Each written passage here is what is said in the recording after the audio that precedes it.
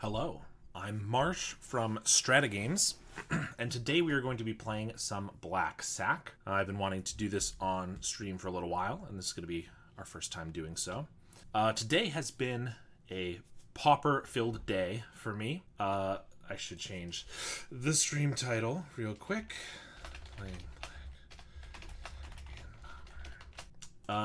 Today's been a Pauper-filled day. I started 10 o'clock this morning. I was asked to commentate the first round of the New York City Invitational Series, Pauper Open, the second one.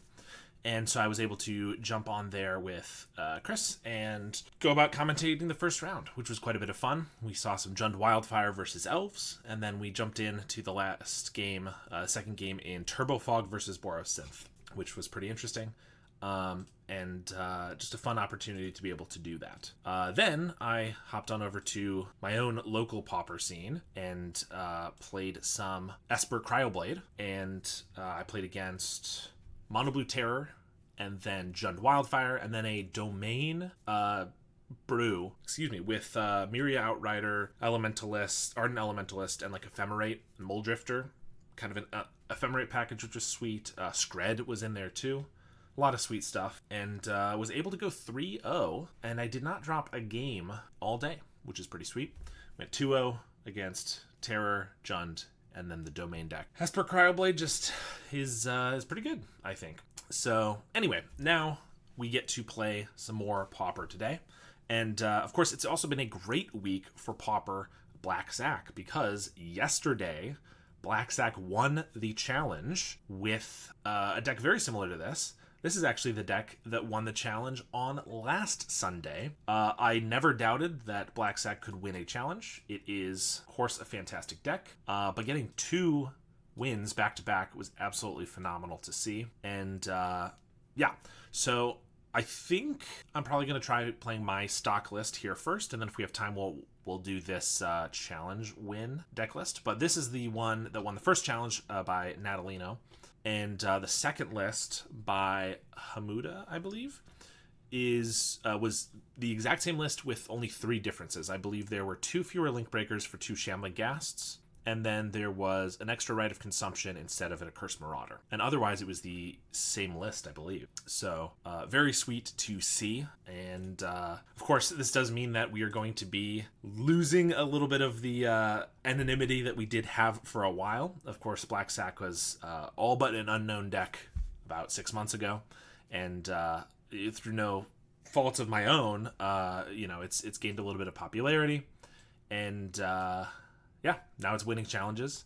It's all grown up, and people are going to probably be siding against us a little bit more if that's something that they think they need to do, or just generally know how to play against us a little bit better, which is important to know about. I know in the Discord for Black Sack, a lot of people have been talking about how it's a pretty good meta for us right now, which is probably why we're seeing some of these wins. The main reasons being that a lot of the top decks are just ones that we have pretty good matchups against, and a lot of the decks that we had harder matchups against have died off. White Weenie is one of our tougher matchups because they have so many blockers, they have damage prevention, they have life gain, things like that, and White Weenie is not around at the moment. I'm sure it will make a resurgence at some point, but that definitely has some contribution to the fact that we are doing so well right now. But we also have, let me bring this in here, the Pauper metagame here. Blue Terror is 12% of the meta according to MTG Goldfish. That's one of our best matchups because they have only a few creatures, so Accursed Marauder just eats them up really easily. And we have chump blockers for days. It's really hard for them to counterspell the right thing because we have so many cheap 1-drops that we can play that if they counterspell one creature or one supernatural stamina or whatever, we can play 1 or 2 more. Their counterspells cost more than the mana we're putting into our cards. So that's a really good matchup for us.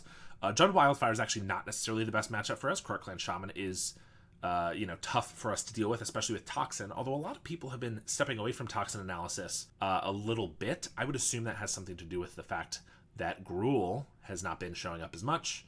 And I've even seen a lot of people go down to only like 2 Croat Clan Shamans. So no Toxin analysis and only fewer Shamans is definitely going to be more beneficial for us. And being able to, survive the meta. Sorry, I'm checking something here. It looks like we're having some difficulty. All right, that's fine.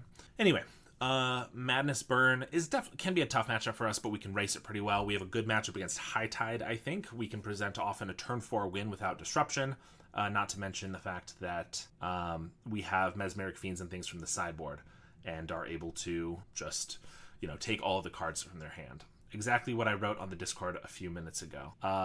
Sorry, what was that you wrote on the Discord?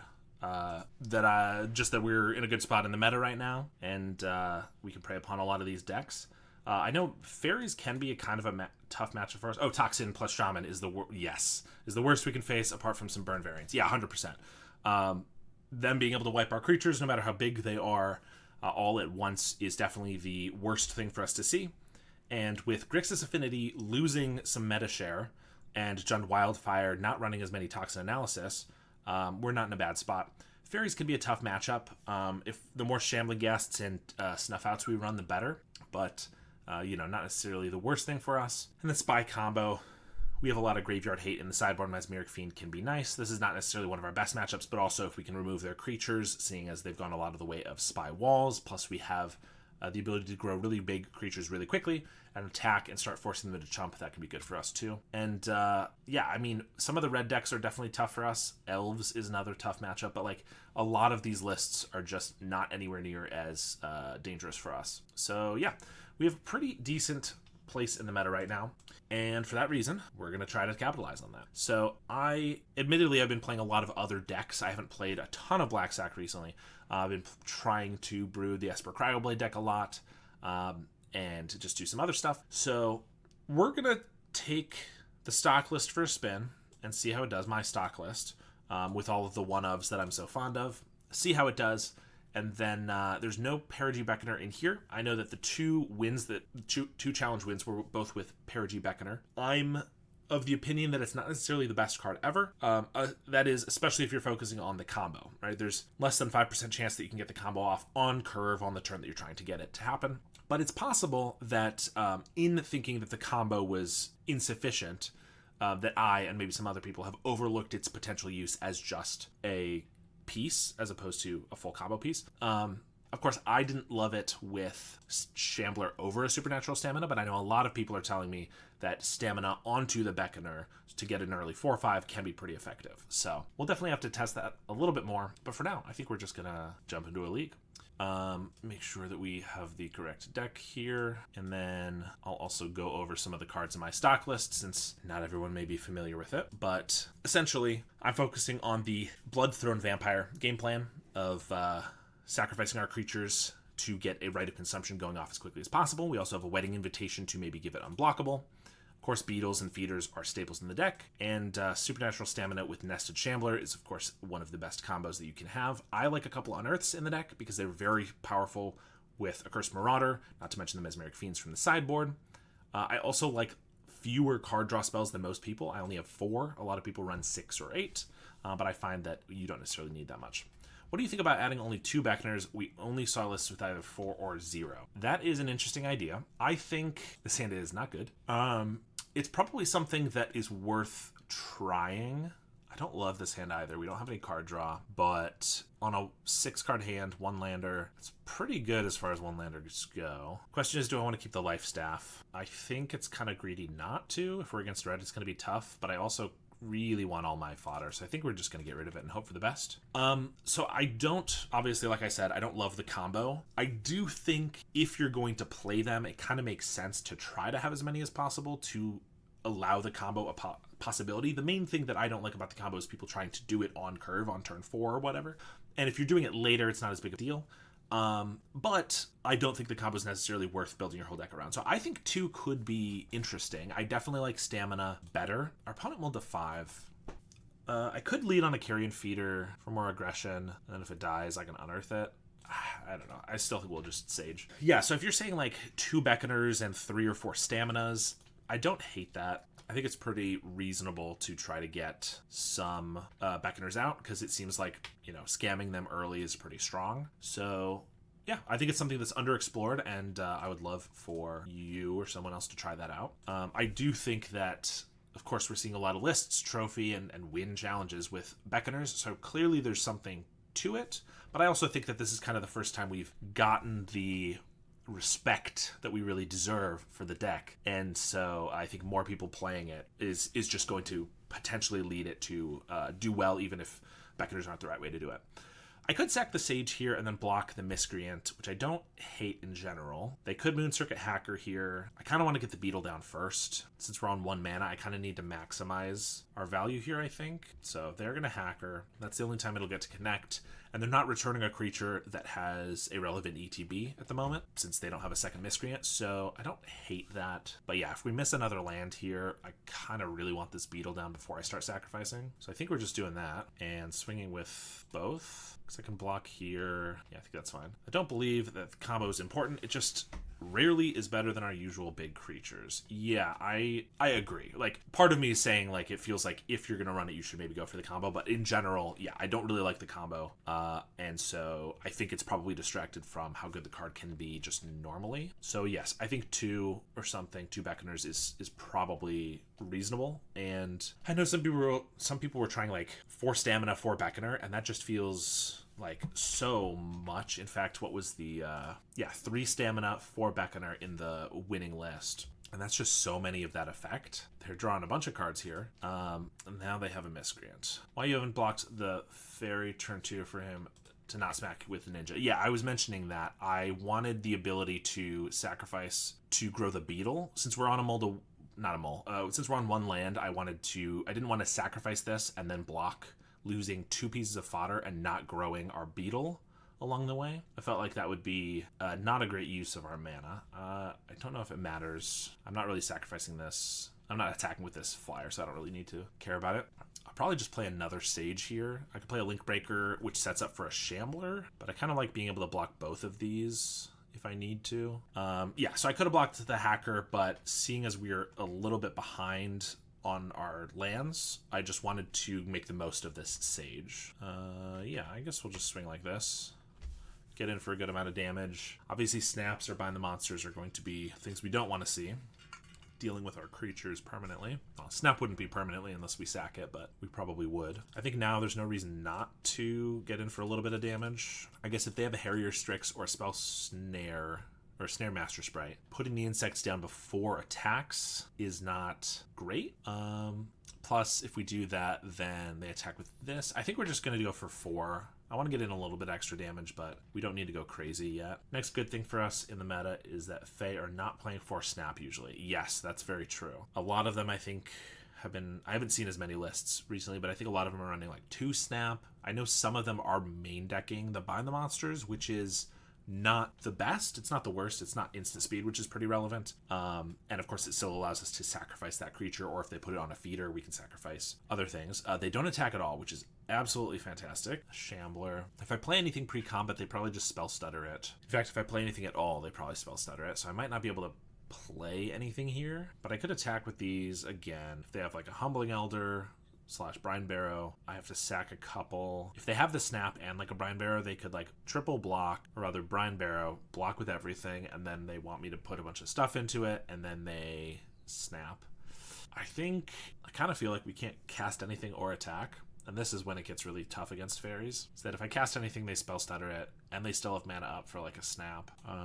Of course, we're on 1 land, which is not helping. And if I attack, it feels like with all this mana up, they're going to have something. I think we're just going to pass. We really need a second land to be able to start doing something, I think. Flash and a Spell Stutter. At least it didn't counter anything. And they do swing. So I could sacrifice here, block them both, then let them trade. We have 2 3/3s. I mean, I kind of have to. I don't really need... I can't afford to let them get a draw from a Ninja and then a draw from the Fairy Miscreant, or pick up the Spell Stutter. So I guess we're gonna try to block them both. But then we're also very much like, we have no other flyers. We have 2 3/3s, which can get snapped pretty easily. I could sacrifice here. I don't think that's very effective. We do get a Swamp, which means if they don't have double counterspell, I can force through one of these. Like I could bait with a Shambler and then unearth a Sage. I guess that's probably worth it. If they have double counterspell, there's not a lot we can do anyway. Then at least maybe we get something through next turn. I guess this one's susceptible to Spell Pierce, so that's something to be aware of. They do just have the second counterspell though. Okay, if I attack now and they have the Brine Barrow,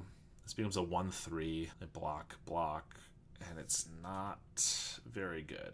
Yeah, I think one of the hardest parts of playing Black Sack against fairies is that the existence of Brine Bearer Intruder just makes our attacks very difficult sometimes.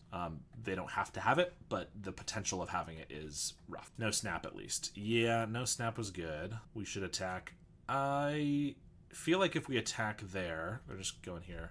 If they have the Brine Bearer, I think we lose pretty bad. Like, if we attack with a feeder and they have the Brine Barrow, I can trade with a Moon Circuit Hacker, or I can sack both of these to trade. Like, if they blocked with all three, there's no way I could keep my guy alive. And if we lose this feeder, I think we're done. I could have done it with the Beetle, but I think losing the Beetle is pretty bad too. I don't know. Felt like a card that they probably have 4 of in their deck would just more or less lose us the game. It's kind of how I felt about it. Now, they have a Spell Stutter. I could put down 2 of these and hope again they don't have a second counter spell. It's either that or like Wedding Invitation, which could be eventually nice to try to like hit them for unblockability, but that's not going to happen now. Plus it could just get counterspelled. So I think we Link Breaker as the bait, hope the Shambler gets through, and Shambler being better if we top deck a Supernatural Stamina. Although I guess the Link Breaker is just better with the card we have in hand, Rite of Consumption, a Wedding Invitation, so maybe I should have swapped the order of those, but it does not matter because they have double cast, or not cast down, double counterspell. Okay, now I can attack because they are tapped out. If they want to trade all 3 of these for feeder, I can live with that. I do want the Beetle to block the Ninja, but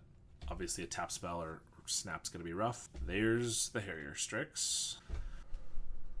So they can get in for 6, draw 2, discard 1. Pretty rough. Okay, 5, they leave back the Miscreant. But they have another Ninja, the Deep Hours, for the Moon Circuit, and then the Spell Stutter. Okay, so I guess they just draw 3 here. With Spell Stutter up, gonna be pretty tough. Another feeder is not super relevant. They have Spell Stutter. Feels like that's game, no come back from here. Yeah, that's definitely feeling that way. I mean, I'm going to play it out, but I could swing with the feeder, leave the Beetle back. If they don't have any way to tap, then I can at least eat a Ninja, or I could just attack for 6. If they happen to just take it, which is unlikely, they'll probably chump at least one of them. Maybe we get there with a Wedding Invitation, but it seems unlikely. I think we'll just swing with the feeder, and they chump with the Strix, so they can keep up their fairy count. Pretty reasonable. So anything I play gets counterspelled. Guess I don't play anything. There's a Miscreant, draws them another card, and Snap is definitely just gonna kill us. So alright, like I was saying before, fairies definitely a tough matchup for us. We get some nice removal, hand attack, and Drown in Sorrow to wipe the board there. Rite of Consumption is too risky, I think. Wedding Invitation, generally their creatures are all pretty relevant, so if they're chump blocking, I don't usually hate that. Cursed Marauder does not kill the thing we need it to. Life Staff's not necessary, and then Sadistic Glee is kind of tough because they can snap our guys, which is not great. Not to mention they can probably have at least some binding the monsters from the sideboard. So I think we swap like that, and Plague Drusilka is pretty good too, though. That one should probably come in as it can pick everything off, and we'll get rid of a Link Breaker since it's not as good as Shambler, and Sages are flying blockers. All right, on the play, if we can keep a hand with more than 1 land, it'd be nice. This hand's got a lot of stuff going for it with these 2, but I'm never keeping a 1-lander on 7 without additional card draw. It's just generally how I think of it. This one's not great. We can get a Sage down right away, which is not bad with Village Rites, and then Fiend can maybe find something else. I think we just got to keep this one. Not really what I want to be seeing. No pressure. Fiend without a Carrion Feeder on turn 2 is really susceptible to counterspells and things like that, because I don't want to just run it out on turn 2 here. I want to run it out on turn 3. And we have Mortician Beetle, so I could just Beetle and Village Rites. Let's just have a blocker for this, which is pretty good, I think. I would keep the Marauders. Their general creature count is important as well. That is true. I think you can get lucky with a Marauder. I mean, on the play, not even lucky, right? If you just have one early, you can snipe a Fairy Seer on the play or a Ninja or something like that. But in general, it feels like it loses its value very quickly. As soon as a Brine Bearer Intruder's on the board, it's kind of useless. Yeah, it feels like after the first, 3 turns or so, they can kind of just get away with sacking whatever, and it doesn't really matter. So generally, I like to take out the Marauders, but I see your point as well. Especially with Unearths, if you're able to Marauder, Unearth, take out 2 or 3 creatures, obviously very effective, but I generally just kind of prefer the Drown in Sorrow as my, creature removal in this case. Another Beetle. Mesmeric Fiend. Well, we're not sacking anything pre-combat, so I guess we'll attack. If they have double Brinebearer Intruder, they can get our guy here, but at the very least I can play some other things. Problem is, without any of our interaction, playing anything here into Spell Stutter's pretty rough. They can't counter the Mesmeric Fiend, but I don't have a way to sacrifice it, which means that the card's just sitting around. So is it even worth using now? Feels like it's our only fodder. I mean, I guess Unearth can be fodder as well. I suppose if I cast this and they counterspell it, I can Unearth the Sage. I'm not really loving any of our options here, but I guess I'll just get it on the field. It's also very important to know what your fairy's opponent has in their hand, and so this can help us there. They don't have removal. Yeah, I mean, they don't have hard removal, and if they snap it, we can, take the card back, but the fact that they can have access to snapping it and getting whatever card we take is just not my favorite. But they do have a snap, Spell Stutter, and a Miscreant. Okay. Flashed in the Galeblade, as opposed to leaving up the Spell Stutter is interesting. I guess they didn't want us to take that, but I don't really care about it. Well, I think we just take Snap, because it's the card that could get them the card right back. Plus, it's the card we don't really want to see anyway. I guess I get down Beetle. Sage does not block this turn regardless, because we don't have a sack outlet, so I think I just want to get the Beetle down first. But yeah, knowing their hand here is pretty good. They are going to have a Fairy Miscreant and then a Spell Stutter on 2, but it's not the worst thing ever. We do really need like a Village Rites or something. I mean, that's good. Okay, I can Vampire and then Unearth it when they counterspell it, and then they can't block the Beetles. Yeah, I mean, I think this is just the thing to do. I'd much prefer to have like a Spinning Darkness. Well, I guess that wouldn't work right now, but like some way to remove the Spell Stutter in response. But we can still get our Vampire this way. I think it's reasonable. I'm gonna not sack the Fiend unless they block, but I don't think that's gonna happen. But if they could throw like a couple guys in front of the Beetle. I could sack the Fiend. They get their snap back, but at least I'm trading for a couple guys. I don't know. I'm not like loving everything we're doing. Yeah, they are doing that. Okay. This is definitely part of why I didn't want the Fiend out. Maybe I should just not have attacked with the one Beetle. It gets way easier with Snuff Out. Yeah, I was mentioning that at the top, that if you want to have resources against fairies, or like if that's a deck that you play against a lot at like your locals, definitely Snuff Out's your best bet. So I could sack Fiend and Vampire to eat these two guys, and then we have a 4/4 and a 3/3, but they have a snap. I could just let this go and trade 1 for 1, which I don't like. I could sack the Vampire. Yeah, it's possible. I think probably attacking with this was a mistake, but I don't know.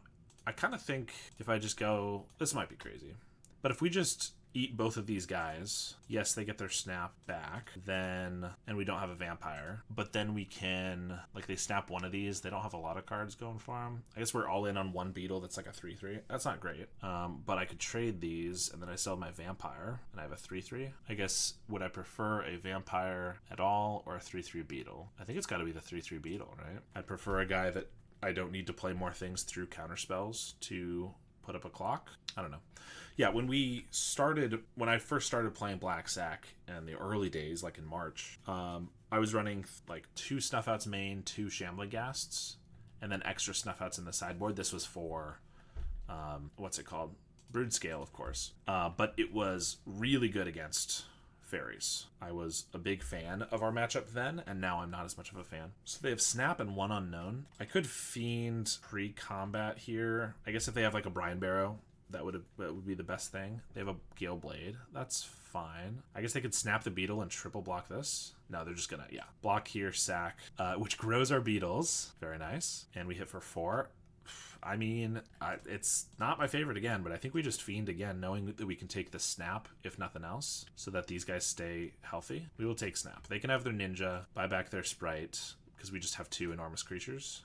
So yeah, the fact that they didn't snap there was very greedy. They could have snapped and still sacrificed their Galeblade, and I don't know why they didn't do that. Great for us. Yeah, we're not in a bad spot here. Now, they do have Spell Stutter and 2 Unknowns. Well, Island didn't have 1 mine, so still 2 Unknowns. Yeah, I guess Nested Shambler. What's our best draw? Probably just like a Spinning Darkness, some instant speed removal. We'll swing. They'll chomp, go to 5. All right, we're not going to play this Shambler into a Spell Stutter. They do cast it anyway. Okay, I like that they have to sit back with the ninja, although I assume they have another ninja here since they're attacking with the spell stutter at all. Yeah, there's a hacker. I mean, we're not drawing anything super relevant, and they are getting cards here, so it could slip away here, especially if they get more snaps. Yeah, especially with a bunch of bad draws, but we're definitely attacking in, and looks like they're just going to 1. Does they have a snap? No, yeah, down to 1. Still can't play Shambler, but I mean, 1's pretty good. We should attack with Fiend as well. I don't love swinging with Fiend there because then they flash in the spell stutter, chump the beetle with the spell stutter, eat the Fiend with the ninja. They did use their spell stutter, but then they get the snap back, and then we basically just lose a beetle at that point. And now the Fiend is a lethal attacker, which I guess technically it would have been in that case. But yeah, I don't know if I like the attack with the Fiend there. All right, and we get the game. They discarded an island. It's possible they were getting flooded. Clearly did not have 2 more blockers. So, yeah, we will try to do that again. And we did not even see any of our removal there. Fiend was obviously pretty good. This hand is pretty decent. Card draw is nice. A board wipe for later that we can set up is nice to know about. Flying blocker plus a Ghast to pick off a spell stutter sprite. And they're mulliganing. So we have a shot here. Beetle is tempting because I like to get it down as soon as possible. However, having a Shambling Ghast on the board just allows us to cast other things into a spell stutter sprite, and Village Rites the Ghast to pick off the sprite before it can counter anything. That is assuming they have no other fairies, but currently they're not going to. So Galeblade getting in. Is there a ninja? There's not. Miscreant. And no second island. Okay, that's great for us. And now Feeder's great.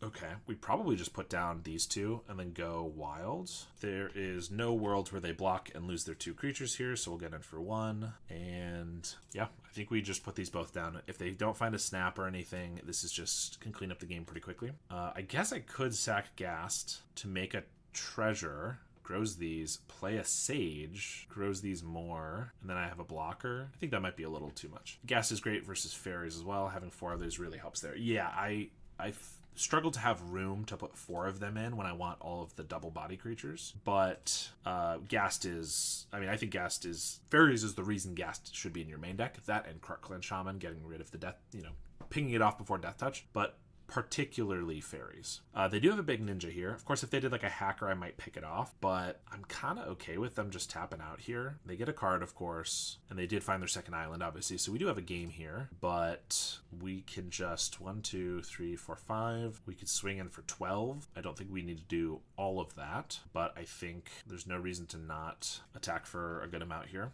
Maybe the Ghast should have stayed back, to be honest, because this doesn't make blockers if we sacrifice it, and this is going to go here. But honestly, if they attack with their ninja, when they're already going to be pretty far behind, I think that's okay. I could also just sack the Ghast to pick off the Miscreant. Well, yeah, I guess I could block here with the Insect and pick this off, so it's not a big deal. I think we're just... Let's see, if they have a snap, or multiple snaps potentially, it could be pretty bad. By leaving up the Ghast, I do have the ability to Village Rites at instant speed. Hit for 7 here. They go to 12. It does leave us open to winning next turn potentially. I think there's not a lot of reason not to sack this squirrel, but we'll leave up the other stuff. So they're at 10. And yeah, I mean, if they have like double snap, it could be kind of rough. I'm not gonna pick off the Miscreant for a card draw here, I don't think. Although if they have a single snap, I'll probably just sack the creature, so that double snap's not something I have to worry about. They do swing at the ninja. Probably want to block, especially because we have this Drown in Sorrow that I might be setting up. We will definitely block, because if they say they snap right now on the feeder, I'll sack the Ghast to make a treasure, sack the feeder to itself, untap, we have a 7/7 beetle, I Drown in Sorrow, wipe away their creatures, attack for 5 because my guy gets smaller, but that's pretty good. We can kill it with Ghast right now. The ninja with the insect token, you're saying, if I didn't sacrifice it? I'm not too concerned with the ninja, to be honest, because I can just like block it with the Ghast this turn. I'd rather make sure these guys are growing, I think. They could have a spell stutter for 3. I think we can just swing with the 2 of these guys and see what they got. They have a Gale Blade. Okay, that's fine. So they want to save a Miscreant so they'll have more fairies? Yeah, okay. But now they don't have Spell Stutter up, so I can play a vampire, which is another, you know, not lethal, but another big attacker. They have another miscreant. That's fine. If they swing with the ninja, I'll block with the ghast and pick off a miscreant probably as a blocker. Yeah, they just pass though. We get a fiend. That's pretty decent. Now I could do that and they spell stutter it. I can't prevent the spell stutter. I think we do that post combat in case they tap out for like a blocker. I don't think we're going in on the vampire. I think it's just the 5/5s. There's another Gale Blade, which I would love for them to sacrifice because it'll tap them out. They chump them both. And if they don't sacrifice, it's also pretty telling. Okay, they do, and it grows our beetle. I could also just wipe these away with a Drown in Sorrow, but I don't think I need to do that. I think we're just gonna Fiend, see what they got. They do have 2 snaps. Well, we're taking one of those. Fiend doing some work. If we had an Unearth, I would definitely have brought it, like sacked this, get a treasure, bring it back, take the other snap. As is, we just have to deal with the 1.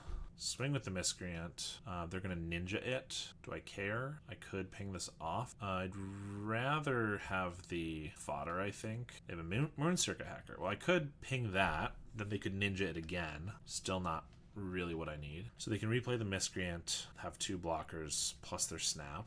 Okay, here's a Shambler. I could just go for the Drown in Sorrow. Snap does not make that lethal. I think we just Shambler and sack the ghast, ping off the blocker here. Sack to the vampire to make it scarier. Feeder's already pretty big. And when they go to snap something, I'll Village Rites it. With only 1 blocker, block, I guess. Yeah, this is lethal. So actually, if they just go to snap this, 1, 2, 3, 4 is 8. So that's just lethal. So I'll sack the vampire, sack the feeder, sack the shambler, and sack the squirrel.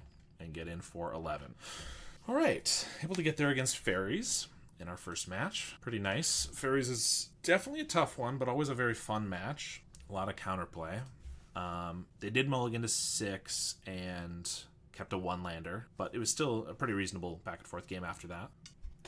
All right, we have another 1-lander, but this one looks pretty good. 2 Shambling Ghasts helps our mana a little bit, plus a Village Rites. So we'll lead on the Shambling Ghast, so that if we sacrifice it and we don't hit a land, we can still play something else. If we happen to go up against another fairies or something, we'll have the ping. Vault of Whispers, okay. That could mean Jund, Grixis, not a bad draw. Or it could be Esper. Swing for 1, and we're just gonna draw 2, hope to hit that land. Double is not terrible. Play a feeder and just a ghast, or not ghast, a shambler. Shambling ghast, nested shambler. Could also just be mono black, I suppose, which it looks like it is. Kumbaj Witches. Sivak Life Staff is honestly not bad, just because it gets another squirrel here. Mono black could be tough, but the fact that they didn't just cast down the feeders kind of decent. They'll probably run some snuff outs and spinning darknesses that'll just be useless against us, which is nice. Hello, thank you so much. We are doing all right so far. 1-0 against fairies, and about to make a lot of squirrels here, and they don't block, which is fair. Stamina, hit for 5, and then sacrifice the shambler. We gain 3 life, but more importantly, we make 4 squirrels and bring it right back, and we can just pass now. If they want to ping off the shambler, they can do that before we can life staff or anything, but that's fine. Mephitic Draft. I mean, that's pretty good for us. It's pretty useless. Just sits on the field, and if anything, it makes them lose a life. Pachuca Bog, not super relevant. We get an Unearth or something, not great, but yeah, pretty decent. And they probably are playing some number of Drown in Sorrow. What are they choosing? They are choosing the Shambler right now, so that it doesn't supernatural stamina. Fair enough. But they might be playing Drown in Sorrow or Crypt Rats. I wouldn't be surprised. But, after they targeted, I could have sacrificed it. That was silly. Beetle, what a draw. But yeah, if they don't wipe the board now, even if they are able to cast down the feeder, we can just go, we've just gone wide, and they just sacrifice. They concede right there. Yeah, it didn't seem like they had the best start. I mean, maybe reasonable in the deck, but we had a very good start, and the Witches is not going to hold back this. We could attack for 7, probably 8 with the Ghast that I would play, and then we had 2 enormous creatures, so nice quick one there. Mono black, definitely don't need a Spinning Darkness. Let's see. Usually Witches and Draft means they're going to be playing Devotion, so like Gary, Grey Merchant of Asphodel. Any sort of control deck, especially like removal heavy, which mono black is obviously going to be. Mesmeric Fiends are good, and it really depends. Like Marauder could be good if their only creatures are like the Witches and stuff, but they're probably playing Phyrexian Rager and maybe Chittering Rats, which are just, like, they don't do anything once they come down, so I think those are kind of irrelevant. Yeah, Rusalka, Crypt Incursion. They did have Vault of Whispers, so they might also... That could mean that they're doing, like, a Pact Terror thing. Could just mean they have Refurbished Familiar. There's a lot of things that could be going on there. I don't think Tragic Slip would be bad. Even if it just takes out like a Kumbaj Witches, that could be an annoying card in the right situation. We don't need a Life Staff. The Pumped Power there was nice, but the life gain's pretty irrelevant. Sadistic Glee, I'm assuming they're going to have enough removal that feels worse. I'm not sure they're going to have enough creatures to warrant an invitation, but I do like Rite of Consumption, and I don't think anything else really stands out to me as needed. I think, like, Rotten Reunion's never bad, so even if they don't end up having a lot of graveyard stuff, they could with, like, Blood Fountains and stuff, but even if they don't, it's not terrible, and I think I'd prefer it over a Wedding Invitation, or like a Marauder. So yeah, we'll try this. Black Devotion is not a deck you see too often, so it's not one that I'm super prepared for. This is pretty good. We can just tear apart their hand. If we lead on Feeder, they might just have a kill spell for it, but then we can at least play a Vampire, and if they can't kill that too, then... Oh, well, they're hitting me with my own tech, Raven's Crime. I love Raven's Crime. Well, that's interesting. I don't want to get rid of one of these because I think one will die. I don't really want to get rid of a Shambler. I guess we get rid of a Fiend. Doesn't feel quite right, but we have two of them. If I knew a swamp was on top, I probably would have ditched one of the swamps, gotten a little greedy, but I love Raven's Crime. Ooh, Grimbauble, very nice. My petard, I've been hoisted by it. Yeah, it's outrageous. I Raven's Crimed someone for 5 cards today at my local game store in Esper Cryoblade. I had 4 lands plus it, and they were at 6 cards in hand, so I actually waited 2 more turns until they had the perfect 5 cards. And then I took every single one of them, and it was absolutely insane. They are on 1 land, which is nice. Grimbauble is a good one to know about, though. Like, if I just throw out another Vampire and they happen to have another Grimbauble, it's honestly really bad. So I think I'm just going to Shambler here. Pretty awkward for sure, but... If they try to kill it, I can Village Rites.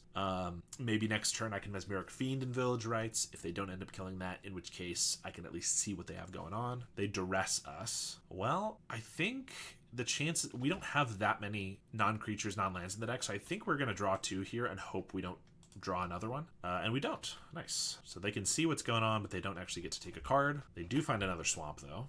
And I must compliment their choice in swamps. Obviously the best. All right, we get to play a Link Breaker and a Vampire here. Next turn I can Fiend. I didn't want a Shambler because I don't need to expose it. If we get a Stamina, obviously we'll want it to be around, whereas if they happen to have like a Drown in Sorrow here or something, that would not be great. A draft, again, is great for us to see. It does not do anything. It allows us to just get in. They could have a Defile. Good to keep in mind. There's our Stamina. Well, if I Shambler Stamina, then I can't Fiend, and they could Defile the Shambler in response. Yeah, I think we're gonna Fiend. I could Stamina the Fiend, take 2 cards from their hand. I'm not sure that's super necessary. They only have 3 cards in hand, and I feel like the chances some of them are like, yeah, random Garys and stuff is pretty high. They are playing Refurb and Fanatical, so next turn they can play either one of those. Refurb's a blocker and takes a card, so I think we're definitely taking that. If they want to spin their wheels drawing more cards, I think that's fine. And I guess I won't waste this mana, even though it does mean that, what am I saying? This is more exposed, like I was saying before. I'm going to stack the Link Breaker because I kind of want this Mercenary anyway for an even bigger Shambler next turn. Plus we get in for 6. What's up, brother? How's it going? They Fanatical Offering to draw 3 and lose a life. They need something pretty good here to be able to survive. Witches is a blocker. I guess that not technically, that keeps them alive. It blocks. Another Shambler is great. Well, we're gonna buff this, and I'll swing. And might as well swing with everything, because if they don't block the Vampire, they're gonna die. They do, in fact, block the Vampire. We're gonna Stamina this, and sacrifice. This is Salt and Pauper. I was trying to think of who I knew with the name Chad, and that makes sense. How's it going, Chad? It's been a bit. We are currently crushing with Black Sack. I don't think there's any reason to overextend with either of these. We pretty much just have them dead, and if they do have a board wipe, I'd rather not lose everything. Looks like they're just drawing a couple more cards out of desperation. Have to go. It's 2 a.m. here. Good luck. Thanks for hopping in. I appreciate it. How did Temporal intervention feel on Mogwarts? I haven't played Mogwarts. Oh, I think Teasdale did Temporal Intervention in Mogwarts. I think that might be what you're referring to. I tried Temporal Intervention in Black Sack. Pff, look at the perfect top deck. But I have not... Oh, we already had one of these. We didn't even need that. But I haven't played Mogwarts. But I bet it would help. That seems pretty sweet. They get to block the Vampire. We have just 9 damage here, though. And so we're just going to let them go to damage. And we take match 2 there. So most of the successful mono-black lists these days dropped Temporal Intervention but stuck with Perigee. Thoughts? Yeah, I think we talked, or you mentioned on like Twitter or something a couple weeks ago what my thoughts were. And I said I don't like Perigee Beckoner. And the combo potential is very low chances. And I stand by that. But clearly, the results are showing that people are doing well with Perigee Beckoner. Is that because of the combo? Is that because just the card's good in general? I don't really know. Every time I've played it, it's felt underwhelming. Even when I've comboed, I put a couple videos out with it, and the combo just feels like it almost always... It doesn't come at the right time, usually. It's often when you're already winning. Sometimes you get there, but it's not super impressive, it feels like. But I also know a lot of people are just playing it... The combo is like nice and incidental, but also they just like are scamming the Beckoner. They're supernatural stamina-ing it, sack it, and then you still get the stamina on something else. And then you get like a 4/5 as early as turn 3, which is kind of cool. I haven't had much luck doing that in my leagues. So I'm still personally of the opinion that Beckoner is not a great include, because when I play it, it feels like a 2-mana sorcery speed supernatural stamina and basically nothing else. And I think 4 Beckoners, 4 staminas is so many of that effect that you don't really want. But I don't know. I probably, like, people are putting up enough results with it that I probably should give it another look. Of course, I've given it a couple of looks already, but I think it's definitely something I should continue pursuing, because clearly people are doing well with it. Black Sax won 2 challenges in the last week. This hand needs some fodder pretty badly, but I think we're going to keep it because it's got Marauder Unearthed, which is great against a lot of things. It has double a sack outlet, which means I can feel less bad about throwing out a feeder here. And if we do just get a piece of fodder, I think it's in a pretty good spot. Agreed, it's always felt very meh to me on testing, excuse me. It feels like the combo's just the backup plan when you find it incidentally. Yeah, and is played either to scam or nothing. Lining up badly into terror feels bad. Yeah, I mean, 4/5 is kind of awkward because, like, 5 toughness is really great against Galvanic Blasts and things like that. But yeah, terrors and Gurmags and whatnot, it does not line up great against. All right, so the eternal question, island, is terror, fairies, or high tide. If it's fairies, attacking here just could lose us our guy to a brine barrow. If it's terror, there's not really anything to worry about, and getting in for 1 would be nice. If it's high tide, we want to attack. So that's 2 out of 3 where we should be attacking. Does that mean I should just attack? Because if they flash in a brine barrow, eat this, I can Marauder. That's not great. I could just play a Bloodthrone Vampire and then attack, and then if they do that, I could sacrifice the Vampire to keep it alive, but not even eat their guy. I don't know. I think Vampire feels like the only real card to play here anyway, and I think with 1 damage, it feels like hope that I don't regret, but I don't really want to lose this guy to a Brine Bearer Intruder. I've been burned by that a lot. Results definitely seem to indicate I'm missing something, though. As the recent champion of the mono black lists, I figured you might have some insights. Yeah, also, play rates says it's like only 15-20% likely to be Fey. Yeah, so 80% of the time it's correct, 60% of the time. Yeah, I mean, I think it might have been right to attack. It's 1 damage, so even if it's right, is it necessary versus how badly do I start losing because I threw away a feeder against a Brine Barrow? And oh, look at that, it's fairies. Do they have the Brine Barrow? I don't know, but it's good to know about. So I'm feeling very comfortable with my play now, and they're leaving up another mana. Now that could be a Spell Pierce, but it could also very easily be a Brine Barrow.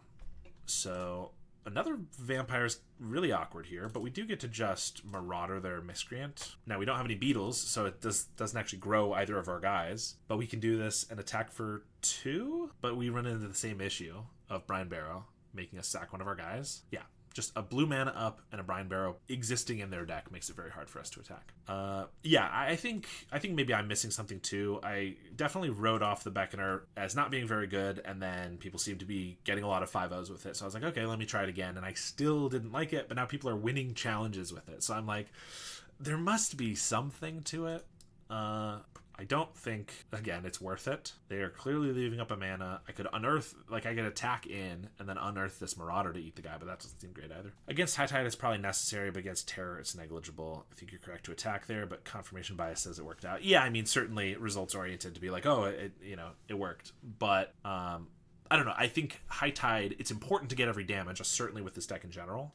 But also, High Tide is not one that, if they don't have interaction, like a snap, I can probably win by turn 4 anyway. Not with this hand. This hand's not great. In general, I can probably win by turn 4 or 5 before they're able to combo, ideally. So, like, yeah, the 1 damage could matter, but usually I feel like I can kind of overkill against High Tide. Whereas I just didn't want to lose it here. So if I gassed and they have a Spell Stutter, pretty annoying. I could then unearth the Ghast. It's either that or I'm just running out of Vampire here, which I guess doesn't get Spell Stuttered. I think Beckoner is just more copies of Stamina, but it comes with a bonus thing for Feeder or Vampire to eat. Yeah, I get that. For me, though, I didn't want additional copies of Stamina. Like, I'm only running 3 in my list. And so, yeah, so I didn't want more. And then, yes, there are bonuses of it's an extra sacrifice thing, and you can scam it, but at the cost of instant speed and 1 mana, which losing instant speed and 1 mana, which I think are the 2 best parts about Supernatural Stamina. Like, being able to fit it into your curve anywhere is great, and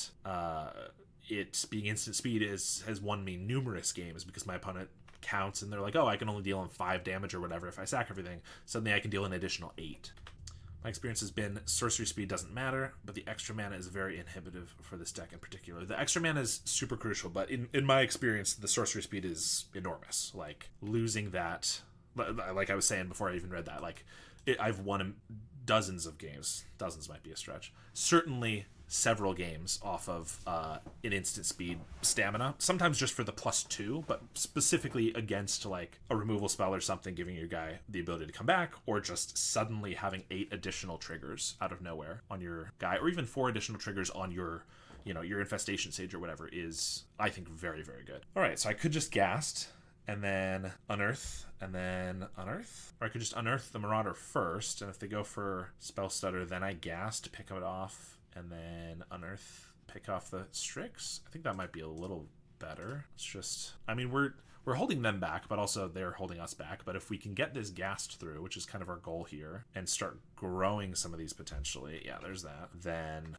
I can maybe actually start attacking. So I could just pick off the Spell Stutter here. I think that's reasonable, because I want to unearth it, and then if they have a Brine Barrow, I have a guy to sacrifice. If they have a Spell Pierce here, I think that's not the worst thing ever. Like, they'll get value out of it, and I probably would if I were them, but I think it's fine. Okay, so if I attack here, and they do have a Brine Barrow, they're going to have 2/3. So if I just sack this, then none of my guys die. If they have a Gale Blade, same thing, I'll be fine. Yeah, I think I can maybe attack here. You can just attack here with Ghast and play, and everything gets weird for them. Force the choice between Intruder and hold Spell Pierce front. Yeah, I kind of wanted to pick off one of their guys before, because if I was holding the Unearth here and I had the Ghast, I guess, yeah, it would still make blocks kind of awkward, but I don't know. Yeah, maybe it was better to just do it the once, but I guess I kind of liked fewer blockers and then still having the Ghast up. But yeah, it could have been annoying with a Spell Pierce for sure. So now they're deciding what to do. They go for a Vampire. Yeah, so if they double block this, I could just sack the Ghast to this Vampire, pick off the Strix. I get in for 3. I don't kill the Brine Barrow, but I guess that's not amazing. They just block with the Strix. I guess fair enough if I'm sacking this anyway to pick this off. So that keeps the Vampire alive. I could also just hit in for... Oh, I don't need to sack to this. I could sack to this or this. Pick this off still. Then they have a Brine Barrow they can get in with, which is not great, but I think that's kind of just what I've decided to do here. So yeah, we'll pick this off. I was just saying in our first match against Fairies that this is a very tough matchup, and in general I think playing against Fairies is very tough. Not necessarily my strong suit. Feels like there's a million decisions to make, and it's very tough to figure out which is the right one. But yeah, along those lines, not necessarily loving my position, since they're going to get a Ninja down here.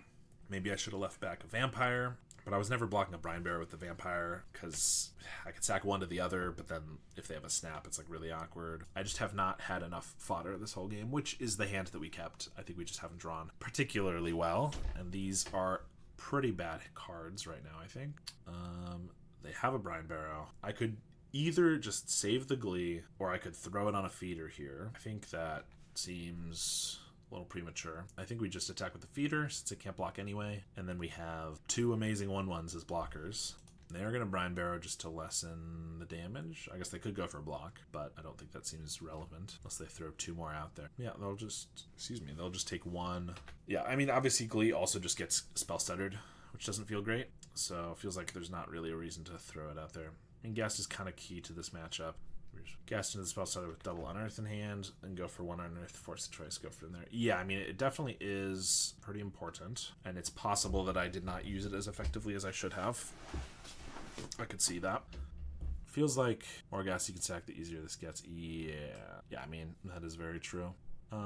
Yeah, I mean, I think if I run the Ghast into a counterspell, then I've double Unearth. If I end up using the Unearths for the Ghast, it's more or less the same as what I did, but it's possible I could have held 1 Unearth for a future turn. Try to bring it back, but I kind of wanted to use them all on that turn so that only one thing was getting counterspelled, because if I saved one for another turn, then it's just kind of asking to get counterspelled more. I could just block here. They probably have another Brine Barrow, although if I block here and they have a Ninja, then they Brine Barrow this. It's really annoying, so I think I either block both or none, and I can't really block both because I'm losing a Vampire to this. I guess we just take it? I feel like that can't be right either. I could just block both, sack this Vampire to eat the Intruder, or sack 1 to eat one of them. I guess that's probably our best bet. It's pretty rough against a snap or anything, but if we sacrifice this one to this one, then even an Intruder doesn't keep this alive. Worth noting, even if you aren't going to block with the Ghast, if you can keep in play, they can't ninjutsu the hacker there either. Yeah, unless they had another hacker or ninja. I don't remember their exact mana that they had up, but if they had another ninja, then it would be kind of risky for me to... It could be risky for me to go for it during the block step because they could have another ninja. But yes, definitely having the Ghast around would be nice. It definitely could have snapped it off a little bit too quickly. That didn't go terribly for us, but now we just have like a Sage and they have 1,000,000 mana, so I don't really feel like I can cast that. So I think we're just swinging for 3. Well, if they have to use second ninja, they also can't keep up. Yeah, the counter spell. That's very true. I just pass. Yeah, no, that's a good point. Yeah, I think you're right. I probably did not need to sacrifice the Ghast the second time, or the first time to pick off a guy when we were already attacking. Different lines. Yeah, hindsight for sure, but this is one that I mentioned that is a tougher matchup, so obviously it's tougher if I'm not playing optimally. I don't necessarily know which line's better, but I think I probably could have had a Ghast to pick off the hacker before they got in or something, so I think that would have been reasonable. I can't really block here, so they're going to get a ninja off, which I assume they have. Yeah, they are tapped low-ish, so if I can draw another piece of fodder or something, could be good.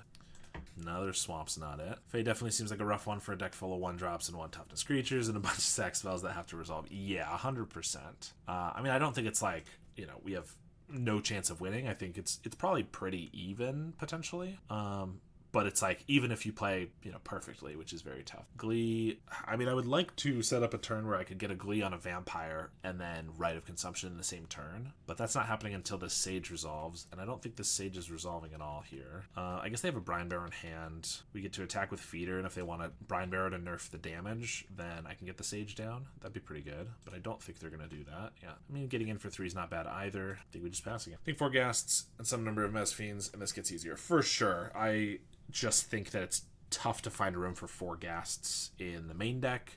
I've seen some people sideboard it, but it is very good in this matchup. It feels like it's still not quite powerful enough in general to bring it in. But I do have Plagued Rusalka, which is a decent one from the sideboard that fits a similar role. I guess I'm just taking it. But yeah, I feel like early versions of the deck were running 4 Ghasts, but I feel like ever since we've discovered that surprisingly, the ones you can sacrifice twice, the double body creatures, are just better. I feel like more than 14 or 15 pieces of fodder is kind of a lot for me. And yeah, generally in this matchup, I would take 15 Shambling Ghasts. But no, almost every other matchup, I would prefer the other guys. But if Fairies is very prevalent in the meta, then certainly I would be playing more Ghasts. It's generally not as... I feel like it's been down a little bit, but we're seeing a bunch here. Okay. They have 4 mana, 6 cards. We know they have a Brine Barrow. We have 2 guys that probably won't resolve.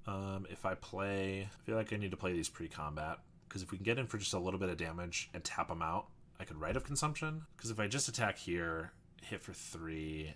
I need something to resolve to be able to write them regardless. I guess I prefer the Sage to resolve, so we'll lead with the Shambler, which is actually the scarier one in a vacuum. That resolves. Okay. Now that makes me a lot more worried about going in on something because of a snap. But I guess we'll lead with that, or we'll play this too. Fair enough. Side note, just recorded my set review for Spider-Man. Any standouts for you? I think the full set just went up, right? I don't think I've looked at the full set, so I'm probably missing a couple cards. I know that originally when like the decks or like intro decks or whatever were previewed, there were only a couple I was very keen on. Dropped yesterday. Okay, yeah, I'm very behind apparently. I don't really want to swing with this vampire because I don't want to be forced to sacrifice a whole bunch of things and then get snapped. If they somehow tap out here, you know, with this one carrion feeder, I could Rite of Consumption them, but that seems unlikely. They're just taking. That's interesting. I guess I'm gonna pass. From the initial cards that I saw, the white Spider-Man that's web slings for 1. That's a 3/3. Seems decent to me. You can bring back a Thraben Inspector. You can buy back a Glint Hawk or refurb, something like that. There's the snap. I guess the mana doesn't really matter at this end step, so I might as well. I don't have anything else to benefit from the sack, so I might as well just let it go. That one seems interesting enough. There's red, basically Insolent Neonate that has haste instead of menace. That one seems fine. Insolent Neonate has seen a little bit of play in Red Dredge, so maybe that could be a new replacement. Haste is probably better than Menace. There's like a 2-mana cantrip. Well, it's a target creature connives plus you draw a card at instant speed. That one seems interesting to me because it can be draw 2, discard 1, instant speed plus a combat trick, and it works really well with Sneaky Snacker because you can discard a snacker to it. It can be your second and third cards you draw on your turn, and Snacker's a relevant attacker. I think that's the one I've seen that's kind of the most interesting to me, to be honest. But I know I was talking with some people today and they mentioned the 5-mana Venom dodges almost all the removal in the format. That's really good. It's black, so Snuff Out doesn't get it. It's legendary, so Cast Down doesn't get it. And it's got 5 toughness, so like Galvanic Blast and Bolt and things like that don't get it. Okay, so if I can ever resolve a Rite of Consumption, I win now, assuming I still have these guys around. But is that ever happening? Unlikely. They didn't attack at all, which seems crazy to me. Do I want to just run some feeders out into Spellsetter Sprites? Not really. But also, if I'm able to get them to use up their counter spells, maybe I can get there with the right. Probably not this turn, but next turn. There's also a new Kitchen Imp variant, Swarm of Bees or something, that has Mayhem. It's 3 mana instead of 4, no haste, flash, and it's legendary, so it dodges Cast Down, but you can also, any of the ones that are legendary, you probably can't play more than 2 of in a deck, probably, I would assume. So that one seems interesting. Starting with 2 Miscreants, so I could block one of them, and a Spell Stutter. I feel like I kind of need to block this Spell Stutter because I don't want it to. I need to limit the number of counterspells they have. So this still would allow me to Rite of Consumption with the Vampire. Yeah, but 5 mana with no way to cheat into play that dies to KCS, Death Touch, and lines up badly into Terror seems rough. Well, it does have Death Touch, I believe, so it trades with Terror, which is something. I agree. I don't really necessarily like the look of it, but some other people were saying they think it's interesting. It also has a Exile it from the graveyard for 3 mana for 2+1/+1 counters and Death Touch this turn, which can go well with a Crypt Rats. It can make it like from the graveyard 4 mana Death Touch to your Crypt Rats and wipe the board. So they were thinking it maybe in like a Gardens shell, but I don't know. It doesn't necessarily look great to me. It just doesn't really do as much as you need for a finisher, I think. Same problem I have with Doc Ock. 5 mana do nothing bomb that dies to KCS seems bad in a format. Heavy with John and Affinity. I mean, I do agree. I feel like, I was saying this earlier, I feel like KCS is still everywhere. It feels like the toxin analysis has been a little bit less prevalent the last couple of weeks. I mean, this is mostly Moto stuff, but like, so certainly people in paper are still going to have their toxins in there, but I don't know. It's possible that it's not as bad. Okay, Sage, statistically, I mean, I think I run some stuff out. If I'm able to tap them out, again, we can Rite of Consumption. The chances of that seem infinitesimal, but if they like Spell Stutter here, okay, and then I could like Glee onto a Vampire, and if they like snap this in response, I can like sack and I could go for it, but that's if they do anything here, or if they counter this. I know some people that seem interested in Spider-Man Manifestation. 1 red-green, 2/2 dork that untaps when you cast a 4 mana value spell. I don't know, that seems interesting. I'm trying to think of ways you could like abuse that. I mean, I guess with Chrysalis, which already buys back 2 of the mana, being able to buy back another mana from it is kind of cool. Bagel and Schmear, besides having an epic name, combos with Evolution Witness. Yeah, another one that combos, because we've had some of those cards before. But yeah, that one seems reasonable. Just a food that also can give a counter. Okay, again, if I can tap them out, but that seems unlikely, then I could attack and win. How can I tap them out? Probably no way. If they have another ninja, a spell stutter sprite returning to hand is going to make this never happen. I could just attack with these. Yeah, kind of feel like I need to try to make something happen here. If they block so that one of these doesn't die, and then they try to go for a snap, that's our window. They just chump both. Okay. If I sack this to this, then they snap, and I don't have enough to make it work, but I think we do it anyway. Courting Buddy was high. That was Spider Manifestation. I was not. Just don't see it. 2-drop. It does a worse job than Narcomancer. Yeah. 1 green, 1/3 trample. It's a +1/+1 counter time every time you cast a 4 mana value spell. Oh, that's kind of interesting. I mean, 1/3 is not great. If it was like a 2/2, that'd be better. Okay, I could Rite of Consumption, and they definitely counterspell. They already get in for 6, 7, and then if they buy back a spell stutter, how am I ever winning? Do I just hope they don't have a counterspell, even though they've been very patient with their counterspell? I don't think so, but this is a tough one. Yeah, 1 trigger to get off Chrysalis. I will say there's a oh, Miscreant's annoying too. There's a rogue from Wilds of Eldraine. It's a 2/1, a Prowler or something. 2/1 for 2 that every time you cast a 5 mana value greater thing, it gets 2 +1/+1 counters, which I've thought was pretty cool for a while, and like you can use your thought casts and all your other stuff that's reduced to grow it really quickly. It doesn't have any sort of evasion or anything like that, so it's not great. Trample makes this one kind of more interesting, but only getting 1 counter versus the 2 feels like, I don't know, maybe they could go together in some sort of deck. It could be pretty sweet there. Yeah, Trample is super relevant right now with Spawn and just generally a million tiny guys running around. High toughness. Yeah, I mean, that's a good point. Lava Dart has been quite relevant recently, so everything with 1 toughness has been kind of difficult to make survive, and I do like trample on that effect. Well, they didn't pick up a spell stutter sprite, however they've drawn a million cards in scrying too, so I guess we attack and then we Rite of Consumption and hope that they somehow don't have a counterspell. We've also drawn, I think, not amazingly, but that's it.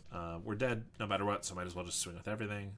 I know another guy at the store today was also talking about there's a 4 mana but 3 mana web slinging Spider-Man in green that like rampant growths, and so he's thinking Arboreal Grazer on turn 1, get an extra land in play. Turn 2, you play your 3rd land, you attack with the Grazer assuming it survives, you can web sling it back. Now you have a 4/3 on turn 2, and you get to rampant growth again, so you can get to 5 mana on turn 3, which seems kind of interesting.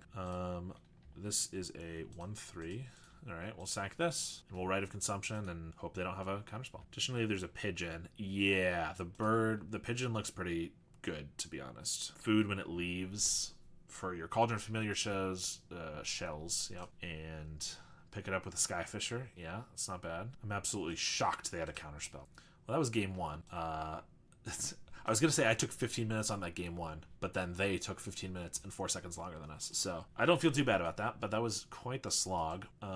We get a bunch of stuff, though. Same as I did before. Take out a bunch of our more fragile stuff, bring in some nice removal and hand attack, and Rite of Consumption, as much as I love it, gets counterspelled, as we saw, and yeah, take out a Link Breaker here. Saw that guy, I thought it was interesting. The problem was Grazer. It's pretty much all I could come up with that can attack on turn 2 and survive to web sling. Yeah, that's fair. I mean, it's definitely the best one, seeing as it's the ramper. Yeah, you need it to be a ramping guy, right? So if you just play a Llanowar Elves or whatever, probably a tough attack.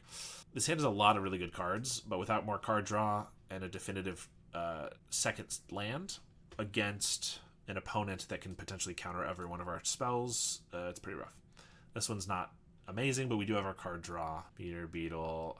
I guess we get rid of a Fiend here. Pretty rough, but I kind of need the fodder, the card draw. I want these guys together, and the Tragic Slip. So, I don't know. So it's going to be consistent, which for a ramp deck seems bad. Yeah, I agree. It does seem tough to make work. Well, we do get our land, which is pretty good. That means I get to just put down Feeder and Beetle. They can ninja this turn if they want, but I think that's fine. Thinking less Grazer and more just tapping it out for mana. Yeah, that's true. I guess it doesn't actually have to attack, does it? It just has to be tapped. Kind of forgot about that. Another Miscreant? That's kind of annoying, to be honest. Tapping elf rather than attacking is interesting, but then undoes your turn 1 ramp. So you only go up by 1. Yeah, that's a fair point. Still getting a 4-3 on turn 2 is not bad, but yeah, definitely losing the extra ramp is not quite what you're going for. All right, I'm going to sack this. Not sure it was actually necessary to sack right there, as I don't necessarily need the mercenary token, and now I have some other stuff, but oh, actually perfect. I'm a genius. I did it because I knew there was a shambler on top. You all doubted me. Now we get to attack. Grizz is the only one that leaves the ramp on board. Yeah. I can sack this, but I actually just want to draw 2, I think. We'll do this. I guess it doesn't need to happen now because this beetle is already living here, but that's fine. I'm gonna do it this turn anyway. Well, I don't mind a 3rd land. Didn't really want the 4th. Uncounterable Artifact Destroy. Yeah. It seems like the actual, actually casting it is pretty unlikely to happen. So having it be uncounterable, destroy an artifact is cool, but we kind of already have that with Siege Smash, which I think the split second is more relevant again in like Mogwarts and things like that. But also just +2/+2 probably in a lot of those decks is more relevant than like a 5 mana deal 5 mana deal 5 to a creature. But it is interesting for sure. Okay, we have a pretty good start, but we are getting severely flooded here. And we'll swing with the team though. Trying to make this a quick one so that if we go to game 3, we'll have time for it. Snap. That's pretty annoying. Do I just sacrifice? Then they block everything, so this beetle's going to be a 1/1 regardless. That's pretty annoying. Yeah, I gotta sacrifice. If I wasn't losing all my fodder here, which I'm assuming is what they're going to do, then I probably would have just let it go back to hand, but it's not really great either way. Seem pretty decent for any Tron type deck. Yeah, I might need Artifact Hate since it doubles as removal and can be flickered. That's true. I know a lot of Tron was running the Flash Boulder from Ixalan for a while. I guess because it could be picked up by Mystical Teaching. And yeah, it not being super, it being 5 mana is kind of irrelevant in Tron. Yeah, I think that's not terrible. What's up, Ben?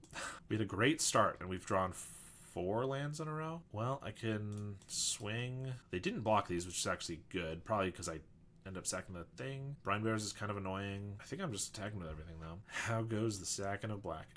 Pretty good so far. We're 2-0. Played against Fairies and Mono Black Devotion, and we are once again playing against Fairies. And looks like they were trading off their whole board, which I think we just take. Even though I'd like to sack these to this, we need to get the blockers out of the way. That's not terrible for us, but we obviously only have 1 3/3, and they have 4 cards. We'll see how it goes. Harrier Strix. I would love to not draw a 5th swamp in a row, though. I can tell you that much. I don't think that's unreasonable of a request. I also got a Fairy Seer.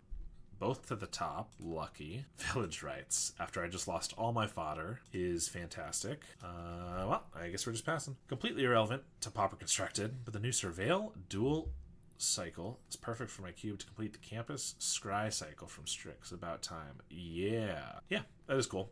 They got a ninja on the fairy. Can't do anything about that. Yeah, I think it's cool that we're getting those. It does feel like, I guess, yeah, is it only the ally colored ones, the allied 5? Once again, we're getting like Surveil copies of old lands essentially that are probably going to be better because Surveil's better than Scry. They leave up mana here. I mean, Mortician Beetle is not bad, I guess. I can play it. They spell stutter. I can tragic slip the guy. Completed the Strix value land cycle. Yep. They snap. Okay. I guess I just draw 2 off this Village Rites, because this is going to be a 1/1, and then they can maybe just... I can replay both of these, though. It's just a 1/1. I need something more. But I don't want to sack my feeder. I kind of think I just need this feeder too badly. I'm just going to let it go. They did not untap with their snap, which I'm sure was a mistake, / they assumed I was going to sacrifice it. But I'll take that, so I don't have to use my tragic slip now. Village Rites, because you deny the untap and can stick Beetle and Ninja. Unable to scream. I could Village Rites my feeder in response to make this a 1/3. That's almost not terrible, because it blocks. But then I lose both my guys. That doesn't feel great. Lucky you got the benefit without the cost. Yeah, I mean, oh, well, yeah. Look how lucky I am now. 1/3 block Ninja all day. I didn't hate it, but I didn't love losing both of my guys. I actually think I'd rather just block the Ninja and then Village Rites. But if we don't draw anything off this Village Rites, it's certainly worse. But since I have... That's pretty good. It keeps us alive at least. Shambler.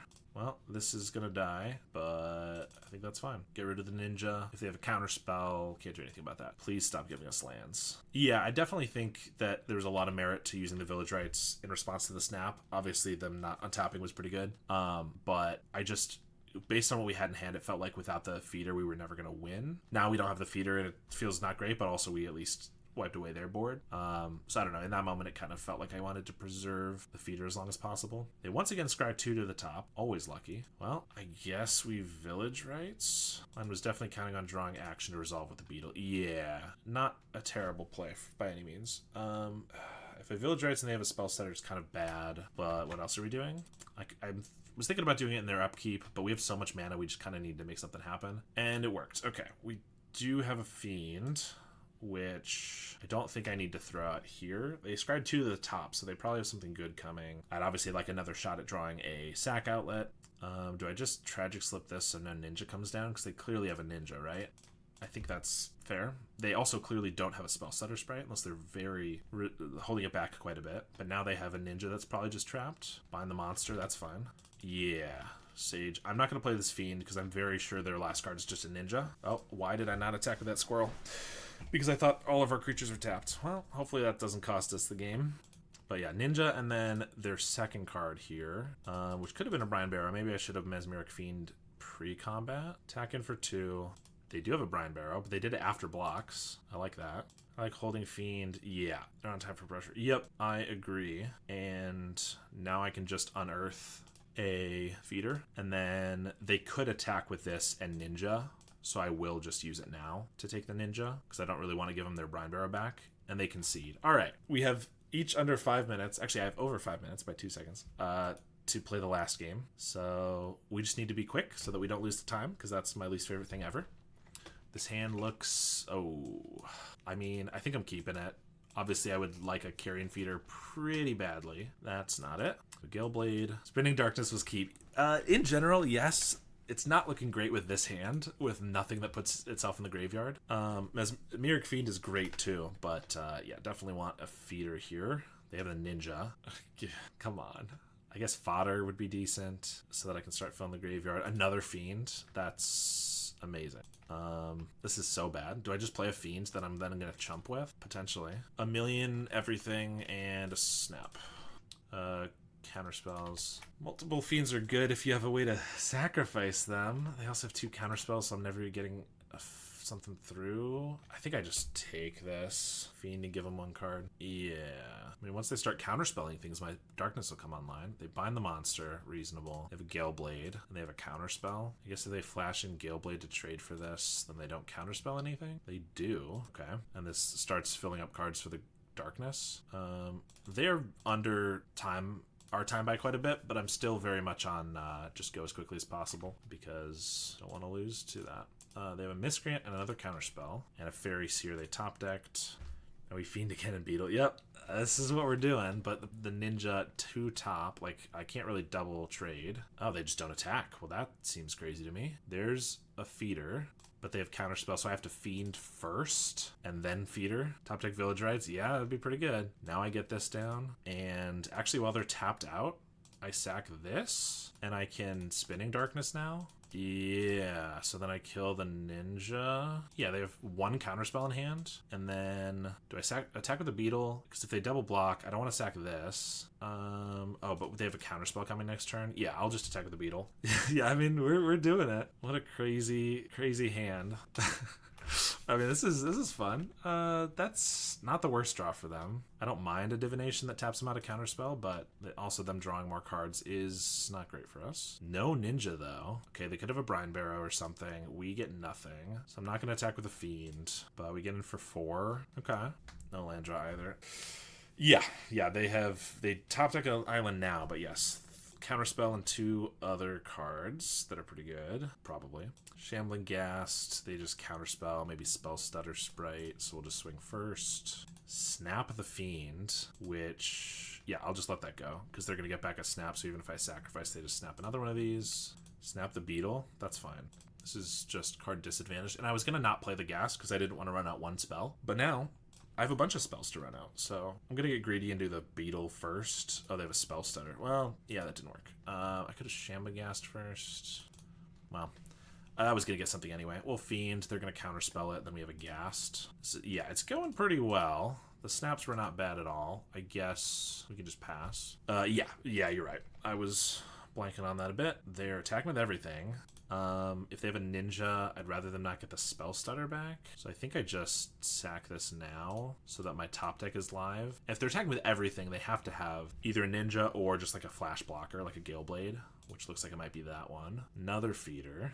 Definitely time to race. Well, I'm going to run out of feeder if they have another spell setter. Not great, but we're winning both in damage and in time, so not feeling too bad. Seer's pretty... it's a chump blocker. One to the top. They're still attacking. I guess they have to race because otherwise they're going to time out, so that's fair. I think I'm just going to play this pre-combat. Nice. Yeah, this is looking good. As long as your feeder is bigger than your opponent's. Yep, 100%. Block here. We're going to sack the Shambler, keep it alive. We were 1 damage short of a killing with the other feeder, but I also probably wouldn't go all in on that feeder, even if we could have, just because we're already winning. No reason to like lose to another snap or something. They're swinging with only one. They have the ninja. Okay, there's a hacker. Seer back in hand. That's 2 blockers. I guess if we don't draw anything relevant, I leave the squirrel back to block the hacker. They bottom both. Drown in Sorrow does not seem good. I guess I could go all in on this. That doesn't even win. Yeah, we'll just swing. I don't think I need to Drown in Sorrow here. They have to chump both and need to have another blocker next turn, and they have to also win in the next 8 seconds. That first game was crazy. Well, we got there. Just sack squirrel to second feeder and drown. Yes. So I was thinking about that, but they had 1 card in hand, which felt like it could have been a counterspell. So sacking my squirrel and then having no blockers could be bad. And it felt like there was no reason for me to act first. If I could have won that turn because of that, I might have done it, but it's still, my guys would have shrunk, so I would have only hit for 2, I think. But we were able to get there. Doing pretty well. Yeah, that first game was like a 30-minute slog. And then, yeah, it's good to know. I'm pretty sure I was going to win that game, or rather I was going to win that game right on that last turn. Even if they didn't go to time, which I much prefer to win on merit-based plays rather than just them taking too long. But yeah, we've seen 2 fairies and black devotion. So interested to see what else we'll play up against. I think I've had my fill of the grindy fairies matchups. So ideally we'll get a, I don't know, what's a good one? Time is merit, slow play is bad merit. No. I totally agree. There should be a clock. Winning by clock is fair. And I don't think there's anything wrong with it. And if people are complain about that, well, they shouldn't be playing Moto. But it's still, it's nice for me to feel like I was going to actually win the game even without that, right? It's not just that my opponent lost, it was that I won the game, which is how I appreciate it. Gotta be Burn. Yeah, I don't know if I want to play up against Burn. We're 3-0. I don't want to, Burn's a tough. Let's just get a couple easy ones and get a nice trophy, Don't get me wrong, I hate the clock. I think it's a giant pain. Skill in MTG has a non-direct comparison with skill in Magic. Yeah. Which I dislike heavily, but especially online, slow play needs to be pressured. Yeah, for sure. Like, it's not ideal, but also there needs to be a reason that people cannot take hours and hours and hours. So, Soccer Blinsky play a pretty sweet mono-green Stompy deck the other day. Oh, yeah? What kind of stuff was in there? This hand looks pretty reasonable. Yeah, Necessary Evil, for sure. Yeah, I don't think I saw that video. Was it... I know there's been like a mono-green Stompy deck that I played a couple of months ago with like Brave the Wilds and like artifact synergies. Is it that, or is it more like traditional Stompy? Werefox. Ooh. Well, it looks like maybe Burn. Gingerbread's kind of an interesting one, but could be like Red Rally with just some brutes in there. Tokens and a few creatures hadn't seen before. And Bayou Groff, of course. A bunch of smaller packages smashed into it. Did have Brave the Wilds. Okay. Yeah, sounds pretty sweet. All right. Does look like Red Rally. We have the Life Staff, which is good. But also, oh god, they have double Burning Tree. No way, they also have Rally, right? That'd be unfair. Is that a 3rd Burning Tree? Oh, okay. Oh, they made this unblockable. I see. Okay. Not the worst. I could just play Life Staff and equip. Then I'm starting to gain my life. I can trade with one of these, or maybe a Bolt, ping off the Gingerbrute. I think I kind of like that. Had Brave plus Citadel, Spawn and Gardens with Geoff 3-drop pressure package. Yeah, I think it sounds kind of familiar. There's a smaller creator who's been doing a lot of really interesting decks. Spray Tech, a lot of interesting Pauper decks that I've been really enjoying. And I think he did some sort of green deck that sounds very similar. Look, this Shambling Ghast holding back 2 Burning Tree Emissaries. Very nice. Now we get a feeder. I could just play Shambler and equip this to it. Kind of want to get down this feeder, though. Very low to the ground. Seemed like it was unrefined. Yeah, but a solid core. Yeah. Okay, yeah, same one. Yeah, I watched that one. I haven't seen Kerblinski's yet, but surely will watch it. Better for you than burn. Yes, I fully agree. I have a lot of creatures to contend with their creatures. Just attacking with the Brood again. Is it time to just ping this off with a Ghast? Because I kind of want to move this over to a Shambler anyway. Well, I don't need to think about it another second. Because they have conceded the game. Lifestaff does a ton of work here. Yeah, it turns all of our 1/1s into 2/1s, which trades with all of their Tomb Raiders and their Emissaries, and gains you a bunch of life. And yeah, it's fantastic. Very nice to start with it in our opening hand. So of course we get our life gain, but we also get our board wipes. And Crypt Incursion's okay here. Invitation, not as relevant. Cursed Marauder's probably going to come out too. Ghast is good because it can pick off 2 guys. I'm not bringing in Fiends, and a Cursed Marauder doesn't look great here. So generally, if I don't play either of those, I don't like Unearth quite as much. Obviously, Unearth can just buy back our Grower or Fodder, but like not having the utility of being one of these, I don't like it as well. And I like Right because we race with it. All of these we need to race. These are good blockers, and sadistically can help get our guy out of range of a bolt. So I think we're just doing that. Yeah, they didn't, they had a very good start with the double Burning Tree, but then after that, it seemed like it fell off a little bit. But that is why I like a 1 of Lifestaff in the main deck. Obviously, you have to draw it, but when you do, it feels like it's just going to make your game really good. And it feels like sometimes we have some tougher matchups against red otherwise. We kept this hand because it's pretty reasonable, but also we have a Drown in Sorrow. So I could do that as early as turn 2. If they happen to like Burning Tree rally here, then I can just block, get a treasure with the Ghast, and then Drown in Sorrow for 3, which I will certainly do if they do all that. Drop Marauders and dropping Unearth to justify Incursion coming in. Yeah, exactly. Like, Unearth is great and does a lot of work, being fodder or growers, but without the utility of it either being sack a creature or take a card from their hand, it just feels a little flat to me most times. If they don't play anything pre-combat and they just go to attacks, part of me wants to just block and ping off the Raider, but we have both a Stamina and a Village Rites in hand that if we don't get another piece of fodder is going to be completely useless. So we'll probably just take the hit for 2 if that's what they do. And then next turn I could probably block and Village Rites. Synth, okay. They find a mountain, so lucky them. I don't know if they were stuck on 1, but their long pause made me think that might have been the case. And they just Galvanic Blast the Ghast right now. Well, we're obviously not going to pick this -1/-1 this guy now. And we really hope we draw fodder, because otherwise these cards are all useless. There's a swamp. Alright, well, I'm not going to Drown in Sorrow 1 Tomb Raider, so I'm going to hope that they play a bunch of creatures that are non-hasty, and then we can wipe away with the Drown in Sorrow. But Galblast on Gas seems desperate. Yeah, I kind of agree. Reckless, Impulse, Furnace, and a Fire Blast. Another Tomb Raider. Well, 2 Tomb Raiders is a lot of damage, so I probably just need to drown both of those next turn. Fortunately, I would like to get more value on it. Or I could play a Shambler and then Stamina and then Village Rites, but that happening with a drown that I would then want to use later feels like not the best. So I think we're just going to drown now. Linkbreaker's good. And then next turn I can do this. So they lack pressure, which means a handful of burn. Yeah, that is very true. They need a mountain here if they want to use this Fire Blast, plus they'd have to lose 2 mountains. Although putting us to 8's pretty good. If they do have a handful of burn, like us being at 12 is not fantastic for us. There's an Emissary, and they might just have a Bushwhacker. Oh, they sack the Synth. Okay, Galvanic Blast. That's not too bad.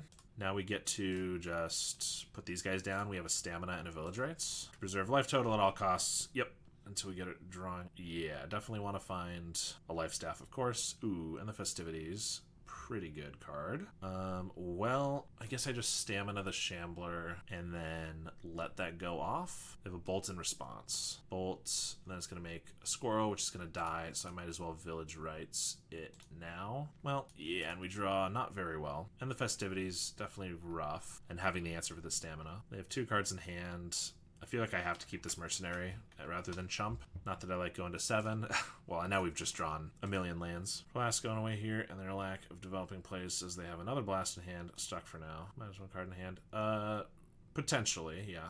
I mean, if they just don't have the mountain, they couldn't have done the blast at all. They could have a blast in hand, which is probably just bad for us, because as soon as they hit a mountain, then they have us at 3, another in the festivities. Well, we're going to keep this guy alive, and we're going to go to 2 here, and they have a rally at the Hornburg.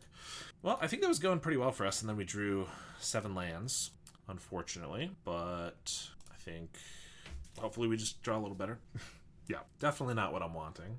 3 of those lands could have been spells, and I would have been happy about it. Well, I generally like a hand with Nested Shambler and Sadistic Glee, but this is not the hand I'm looking for. As far as 6-card hands go, or just any cards in general, this hand is kind of insane. We have this combo, and we have this combo, and I think I'm too greedy to put any of it back. Plus, we really only need 2 lands here anyway, so I think we just do that. Definitely end the festivities is going to be brutal still, but they're all getting into 5. I don't want to lean on Feeder or Shambler, because I think they might just like kill it right away, but I think that's the better one to lead with. We will, but honestly, it's not unreasonable for them to just like shoot this. Epicure, okay. Another Sham. Well, I think I'm gonna attack. If they want to block, I'll Stamina, and if not, I still might want to Stamina, which would mean I should have done it before damage. So if I just Feeder and Beetle, they could just shoot them both potentially. If I play another Shambler here, they can end the festivities. If I just Stamina here, they can end the festivities. I guess I'm gonna play a Beetle. Kind of tough. It feels like they mulligan to 5, so the chances they have Mountain, Bolt here feels kind of low, and this is much better if they don't. Okay, just Rally's great for us. And they can attack. I can actually just sack this Shambler at will, though, because I have this other one. Actually, wait, can we just kill them next turn? This is 6. Yeah, we have them super dead, right? 6 sacks in our hand, 8, 16, 18. So no, we're 1 damage short. Is that right? Well, I'm going to sacrifice this anyway, so I might as well eat this 2-2. Because we have another Shambler. I think I'm 1 damage short, if I'm doing my math correctly. Because this is, yeah, 5 more, and this is 8. Yeah, so we're not quite there, which means, I mean, can they kill us? Is there any way? 2 cards? I think it's unlikely. So I think we're just going to sacrifice a bunch of these, because if they have it in the festivities, we're going to want to do it anyway. Put them to 5. I think that's reasonable. I don't know. For retrospective, on your game 3 with fairies, I do think it was reasonable to keep the first 1-lander on 7. You had no draw initially, but every card was 1 drop, and felt like even if you don't draw a second land, you have enough to clog the board early through Mounters. You probably get there on volume. So in general, I kind of agree with you, but against fairies, where it's possible they can start leaving up a counterspell every single turn that counters whatever we play and develops their board, I don't think that's a keepable hand, because if we can only cast 1 spell a turn, we're never getting through their counterspells, and they're developing their board at the same time. So like in that situation, if I don't draw a land, game probably is just over instantly. So I'm not a huge fan of it there. And if I find removal for one of these, I can just win. So I think, I guess if I don't, we're losing a blocker here. I think we still just go for it here. Stamina and a Shambler. Well, we can hit them for 1 million, but we obviously aren't getting through their blockers here. If you edit this for YouTube, I'd like to hear you pause at that mulligan decision and discuss it a little, because I would have kept that probably. Yeah, generally, I haven't been editing the VODs because I haven't been having quite as much time, but yeah, just going through it here, not from 2 cards. Your mouse had that mulligan to 5, killed them. Yes, yeah. I mean, if I knew they were mulliganing to 5, maybe. Although, obviously, that's also just a reason to keep a better hand. But, yeah, I mean, very simplistically, what Ben says here. Spellstutter, Ninja, Spellstutter, repeat. Yeah, I've kept that hand before, especially when I was learning the deck a little bit more. Against fairies, but it's just 1 Spellstutter with a Ninja is just game over. But even just like 2 Spellstutters and a counterspell or something in their hand is just game over. Like I can play out game 3. If I'm on the play, I can play out 2 of those cards before they start holding up counterspells. But then how am I ever beating them with just like a Carrion Feeder and a random piece of fodder if they're able to just counterspell me every single turn? Like a lot of those games that I was playing, we saw that when I only had 1 spell in hand, it felt like I never wanted to cast it if they had mana open, because then they could just counterspell it. So I'd wait until I have 2 or 3 cards to overload them. And if I only have 1 mana, I can't do that, right? This is block, block, so they're still alive at 1. They can do that if they're always holding 2 mana back, which means it's not a play pattern they can employ until turn 3 at the earliest, so you get to establish at least 2 to 3 on board earlier than you could do that. If you ever get second land in top 4, you overrun them. Yeah, I mean, just kind of what I was saying, like, you can get out a couple of guys, but then leaving up a single mana, as we saw, like, prevents me from attacking often with a Brine Barrow, because maybe there's a Brine Barrow there, and if it is, then I get wrecked with my Carrion Feeder or whatever. And fairies is not, they only need 1 or 2 creatures out to kind of have effective pressure and also be able to like recur their guys with their ninjas, and so they're just not going to tap out, especially if I'm playing the fairies and they're on 1 land. I know they can only cast 1 spell a turn. I'm never tapping out again, assuming I have a counter spell. Yeah, I think that would have been probably a game loss for me, like unless we top deck the land right away. But like if it's in the top 4, if it's not till turn 4, I think we're way too far behind. If it's right away, obviously it's keepable. We have no way to know that.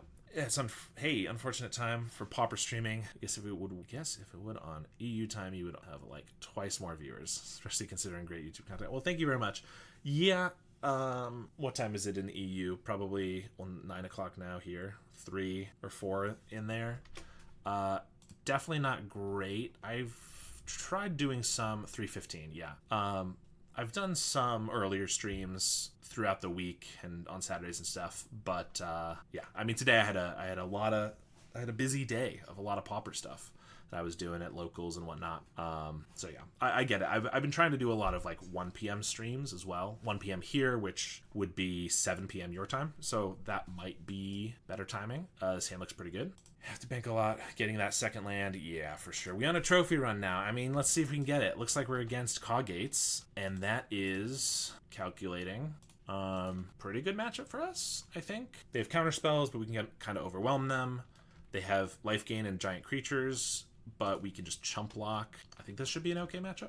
They also don't have a ton of removal early, so like I could just run out probably Beetle Shambler here and then swing, but actually I don't want them to block because I'd rather keep the Shambler for next turn. Well, if they do, obviously I will, but didn't necessarily expect them to block. Obviously their guy comes back, so it's not super relevant, and I guess they're happy to take a Shambler off the field because those guys are scary.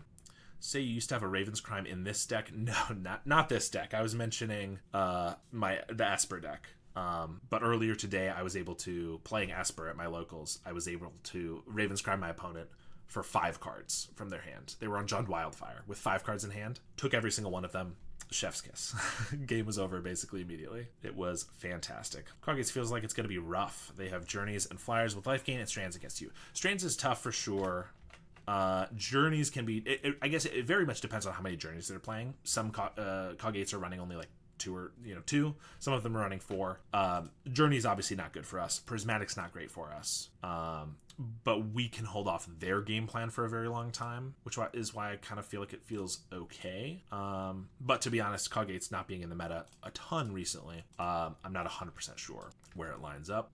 We are just smacking for a whole bunch here. Flyers, creatures with life gain. The life gain creatures on the are all on the ground, so we're able to chump block them ideally. So that shouldn't be a problem, assuming we play it right. So I probably do want to trade for this, because otherwise this blocks a bigger guy later, not to mention Strands. So I think we just hit for 4 here. I don't really want to lose this Shambler when we don't need to, so I think that's fine. Yeah, I mean, Counterspell is obviously not my favorite card to see, but the fact that they have so many tap lands, it's hard for them to counterspell on turn 2. And honestly, just that one extra turn of like, if they don't do anything on turn 2, or rather they have a tap land and then they hold up counterspell on turn 3, and don't really develop their board, then we kind of can get the pressure under them before they can hold up the counterspell, versus like a Fairies deck where on turn 2 they're going to have a counterspell, maybe a spell stutter, etc. If they're able to target your 8 sack outlets with counters and journeys, I think we're in for a bad time. I mean, we do have unearths, so we have a couple extra than just the 8, but you're right. And we will sacrifice pretty much everything they target with a Journey to Nowhere. We're just going to sacrifice so that it's in our graveyard for the unearth. They Cat and Hawk. Okay, we get a Ghast. We can pick off a guy. I can't imagine we can win here, right? Because they have a blocker. So we have 1, 2, 3, 4, 5 to sacrifice. We pick off 1 blocker. 5 makes 13 damage. So not quite. We're very close. But we're not quite there. So I don't think there's any reason to like use this Ghast yet. But yeah, because we can sacrifice whatever they block. 1, 2, 3, 4, 5, 10. Yeah, so we'll just swing. Depends on how well they know how to target the deck. Yeah, I mean, that's definitely always it always matters like how well they know how to fight the deck. I think with it winning 2 challenges this week, I think if they don't know now, people are going to start learning how to fight against this deck a little bit better. Okay, so we can sacrifice. I could just Shambling Gas, pick off the cat. I think I'll just sacrifice a Shambler here. I know it's worse for Supernatural Stamina, but we're kind of okay with that anyway. Like, we're already doing pretty well. We don't necessarily need a billion guys on the board. I do want to hit for a little bit extra, I think. We'll pass. 2 mana interactions, not that scary to be honest. Prismatic Strands could be a big issue. We certainly could beat one. Yeah, the Strands. The big thing about Strands. Hey, we got game 1. The big thing about Strands is that they need to be able to pressure us in return for Strands to not just be delay, right? That's why like White Weenie's really tough, is because they build an enormous board, prevent all our damage, and then attack us. But if all they have is one creature that is their retaliation and we can chump block it, it's not that big of a deal. That said, we are obviously going to bring in some graveyard hate for primarily Prismatic Strands. Rotten Reunions are good. Mesmeric Fiends, because it's a control deck. And, I mean, Plague Silka is not terrible. Winning Invitation, they don't have a ton of blockers. When they do, it's kind of fine. Cursed Marauder does not seem very good. Fears they have main deck Thrabins these days so they can whiff Unearths. Yeah, I mean, they have a lot of cards like that to target certain things, but I just think as a whole, their deck doesn't necessarily line up as well against us. Like, I think the big thing is just they have so many tap lands. They're playing a full turn behind us most of the time. And this is just a deck that can capitalize on that so well, I think. Most of their spells 2 mana, and they have most of their lands as tap lands. Yep. Yeah, just leave this deck to play a couple weeklies out of play. Yeah, definitely one that's good to get some reps in with. All right, let me stop dirtling. Ghasts are good because most of their creatures are 1/1s. We don't need a life staff. We're bringing in Fiends, so Unearth is good. Sadistic Glee, bad against Journeys. I don't know what they're going to bring in from sideboard. Potentially more Prismatics if they weren't running all of them, but I don't know about that. Board Wipes, I guess they have Breath Weapons. Not too worried about that. I guess Sadistically also dies to Thraben Charm, so probably can cut those. I kind of still like the Rite of Consumption. Of course, they have counter spells, but they're also a deck that taps out a fair amount. Slip seems good since oh yeah, Slip is good.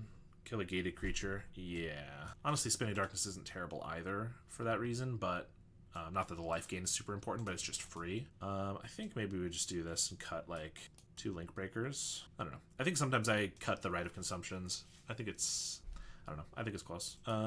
This hand, look at this beautiful hand. Advise Holy Light is played in board of Gates these days, so don't play into it if they have 3 mana up. That is interesting. I've definitely not seen that before. I've only seen like Breath Weapons in the sideboard, which obviously if they play a gate on red, we're gonna know about. All right, we can keep the Rite of Consumption, which is really good. We can get a turn 1 feeder, turn 2 Shambler, stamina, hit for 7. I mean, we're very all in, but I kind of think with this very aggressive hand, we just keep it, try to go as much as possible.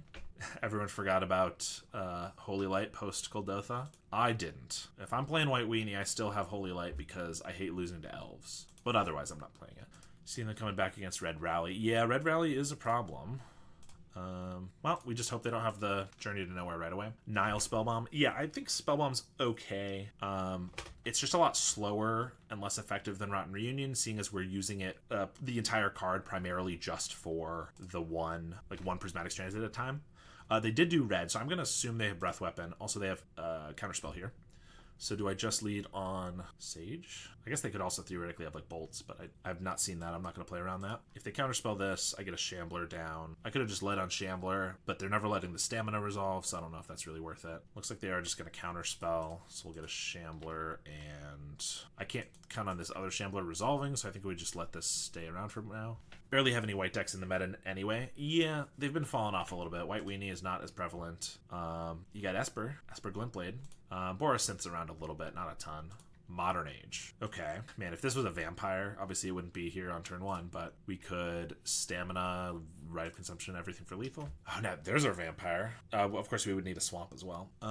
So I could just stamina and attack for a bit. I don't want to sack everything to this because it just dies to one Journey to Nowhere. I think I kind of want to skip down Bloodthrone Vampire. That's 2 creatures they have to have something for. Plus, if they tap out again, and we have, we top deck a swamp, we could go stamina right and maybe just win. Sleep seems good since, oh yeah, we already said that. Even we much less popular than our deck at this point. Very true. Worth noting, right deals damage, which is actively bad into both counter and strands. So we probably are supposed to board this out. Yes, that is very true. And I believe that's why I usually pull them out. But kind of blanked on the strands, even though there's so many little things to know that, like, I'm aware of that, but like, yeah, I blanked on it. So yes, they probably should have come out. If we're lucky, they will, you know, tap out and maybe we'll get them here. But looks like they don't have white up, so they don't have prismatic strands up, but they do have breath weapon, which means if I go for a shambler, or if I go for a stamina, they're gonna breath weapon. I could just play another shambler and then sacrifice one of them to get in with the vampire. 6, 7, 8. I mean, if they use the breath weapon proactively before I stamina, then I could just win. That seems unlikely. Attack and reunion the cat. Yeah, that's true. Yeah, I think that's probably fine. I mean, I'm not that worried about the cat, to be honest. But I guess it is going to be a blocker, so I guess taking that out is probably wise. Yeah, I think we can just go to swing here. I mean, they're going to get a blocker from the Modern Age too, which is part of why I might want to act this turn. But yeah, I don't think we need to.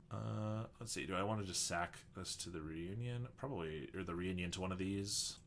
Probably don't need to. It's fine. We'll just hit for 3 and reunion the cat in the upkeep. They're going to have prismatic strands here, though. There's the breath weapon. So I could stamina the shambler, but then I have to let it die to this, which means I can't actually keep these both alive. Or I could just stamina this, grow this out of range, keep the vampire alive. Huh.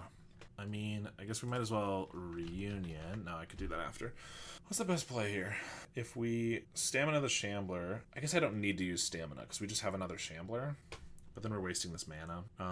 Yeah, if we stamina the shambler and let it go, we can go wide, but we lose one of these to go tall. Yeah, I mean, that's the doing this makes sense, but then I guess we get a big feeder out of it. This comes back as a squirrel. Yeah, I think it is probably worth it, but I think it's kind of close because, like, generally you want to, like, we're not being able to actually use the vampire as effectively as we want here because obviously it's the end of turn, so we can load up on the feeder, but then all of our stuff is consolidated into one creature. Not to mention the stamina. We're losing out the ability to, like, sack for 6 later with the vampire. Right.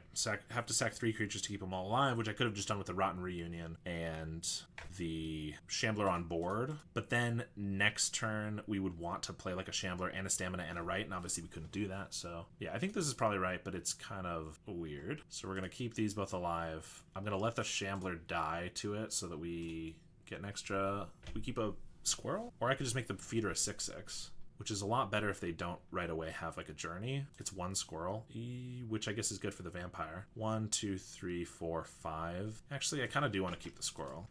Yeah, we'll let that go off, and then we'll Rotten Reunion this cat.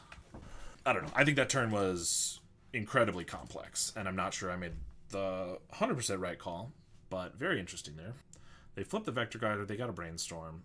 But yeah, I think I want to keep the squirrel around so that I have more fodder for the vampire to keep it alive through potentially another breath weapon, a Thraben Charm, or just to be able to, if they do tap out, go for the Rite of Consumption with a guy that grows twice as quickly. They only have 3 cards in hand, and I mean, worst case, we still get to just, like, attack with feeder next turn, and probably vampire. They have another cat, so we're gonna need fodder to block that. Unearth is pretty good. We can get a Sage back. They could have a Thraben Charm. No, they're tapped out of white. They can't have Thraben Charm.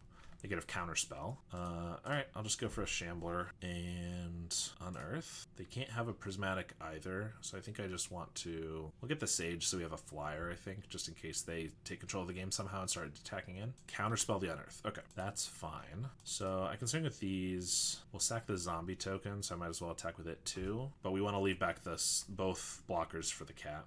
I think for me, you keep Stam there. Just use the reunion we were already planning on. Sack the 3 creatures to save both. The next turn you have a new Shambler with Stam in hand. And if we hit land 3 of the following turn, we have Right unlocked. Yeah, I mean, that was definitely the way I was leaning. But, I don't know. Yeah, I think that would have been a fine play too. Oh, they just blocked feeder. 1, 2, 3, 4, 5. That's 11, so that's not lethal. Alright, we'll just deal damage here. This triggers. We'll sack to the feeder. Yeah, but using stamina while he tapped out. Also have arguments. Yeah, I mean, that's very true as well. I think the big thing was because I'm on 2 mana, I didn't really want to waste the stamina mana there. But yeah, next turn I also just have Shambler's Stamina, which isn't terrible. Yeah, I don't know. I definitely think that I don't know which one's right. This one ended up having a feeder, which was a little larger, plus a squirrel on the field, although the squirrel has not become very relevant yet. Okay, they have 1 card in hand, and that's it. And we get a Tragic Slip. So if it's not a Prismatic Strands, I could probably just, or a counterspell, I can win with the right. If I attack with everything, I don't want to attack with everything. Well, if I attack with everything and they have the Prismatic, I can Tragic Slip the Sacred Cat. Then they can bring it back before I can Rotten Reunion, which isn't my favorite. I don't think there's a reason to attack with everything. I think just these 2 is fine. Wonder how many games you won by opponents. Can't count how much exact damage you're dealing. A lot. Way more than I should. Let's sack a squirrel. It's certainly lessened the longer the deck has been around and the more people are playing it. They do have Prismatic. But it's... Yeah, there it is. But it's definitely been a lot of games where it's just like, oh, I guess I just went here because they didn't tap properly. All right, so we can Rotten Reunion that before it gets used again. So yeah, they got a sack out of it, but it's not the worst thing ever. Very complex turn. Don't run into Strand here. No need to slip it. Yeah, I definitely not going to Rite of Consumption while they have it around. They have no cards in hand. They're suiting this up. I can just block, sack, Rotten Reunion this, and then we have 5, 6, 7, 8, 9, and then we have Rite of Consumption. What am I doing? Yeah, so that's fine. Plus if they attack with this, they don't have Prismatic Strands anyway, so I don't know what I'm talking about. In which case, I don't want it to die though. Oh, I guess they can't bring it back now. I think we win a million ways to Sunday here. By sacking this, and I could now Tragic Slip it, but I might as well just Rotten Reunion the Prismatic, and then attack for 6. We'll just give this win to the feeder, and Rite of Consumption for lethal. And just like that, Black Sack Trophy, dude. This deck's so good. 5-0 in stream. Yeah, first time playing it on stream. First time getting a trophy on stream. Love to see it. Look at all those beautiful chests. Gets to 5% of the meta after this month. I mean, I would not be surprised if it was going to keep going up. It's plenty of the right to finish it off. Yeah, so they didn't necessarily have the best draw there, I feel like. Usually Coggates would have a little bit more value, and because they were just out of cards, and I feel like I hadn't even done that much. So but in general, I feel like that's kind of how Coggates goes. Yes, I should have definitely taken the rights out. I forgot about their them being negated by the Prismatic Strands. And actually I should have left the Sadisticles in. Oh, this is not the list that I was just playing. I should have left the Sadisticles in because you can actually put them on a squirrel or a mercenary to grow and have creatures of 2 different colors attacking, which lessens the Prismatic Strand. So I sideboarded incorrectly there. Ended up not mattering. And yeah, congratulations. Thank you so much. A couple strong moments to learn from for sure. Yeah, I mean, it is a very complicated deck. Maybe I'm an expert as I've played it a couple hundred times, but by no means am I always making the correct plays. It is definitely a very tough one that I think takes a very long time to master. Yeah, it's super fun. What time is it? It is 9:40. It did take longer than I was expecting. I was like, oh, it's an aggro deck, it'll be fine. We can definitely jump into another league. I'm not sure I'll have time to finish it, but I think we should try out the challenge winner, one of the challenge winners lists. Our 2 guests, 2 link breakers split. Worth it. Took more round 1, but it seems also interesting. I mean, 2 link breaker, 2 shambling guests as opposed to what? Just like if those are your, like if you're not playing any guests, would you swap a couple link breakers for them? I think probably. Like I'm obviously on 4 Sage, 4 Shambling, 4 Link Breaker because I like to have a lot of double body creatures instead of 4 Link Breakers. Yeah. It really depends on your meta if you're talking like a paper or something like that, because Shambling Ghast is incredible, as we saw a couple of times, against fairies, and very important against Krark Clan Shaman, especially if they're going to have a toxin analysis. And it's good against elves, but it's not necessarily effective against a lot of other things. It's also good against Red Rally, right? So there's a lot of decks that Shambling Ghast is very good against. So it really depends on what you're playing against. If you're doing Moto right now, fairies is decently prevalent, elves is around a good amount, Red Rally is around a lot, and Jund and Grixis are both pretty popular. So I think if you're not running any Ghasts, I would definitely suggest a couple. That's why I like to have a couple around. But for me, if I was only running 12 fodder creatures, that usually feels pretty low to me.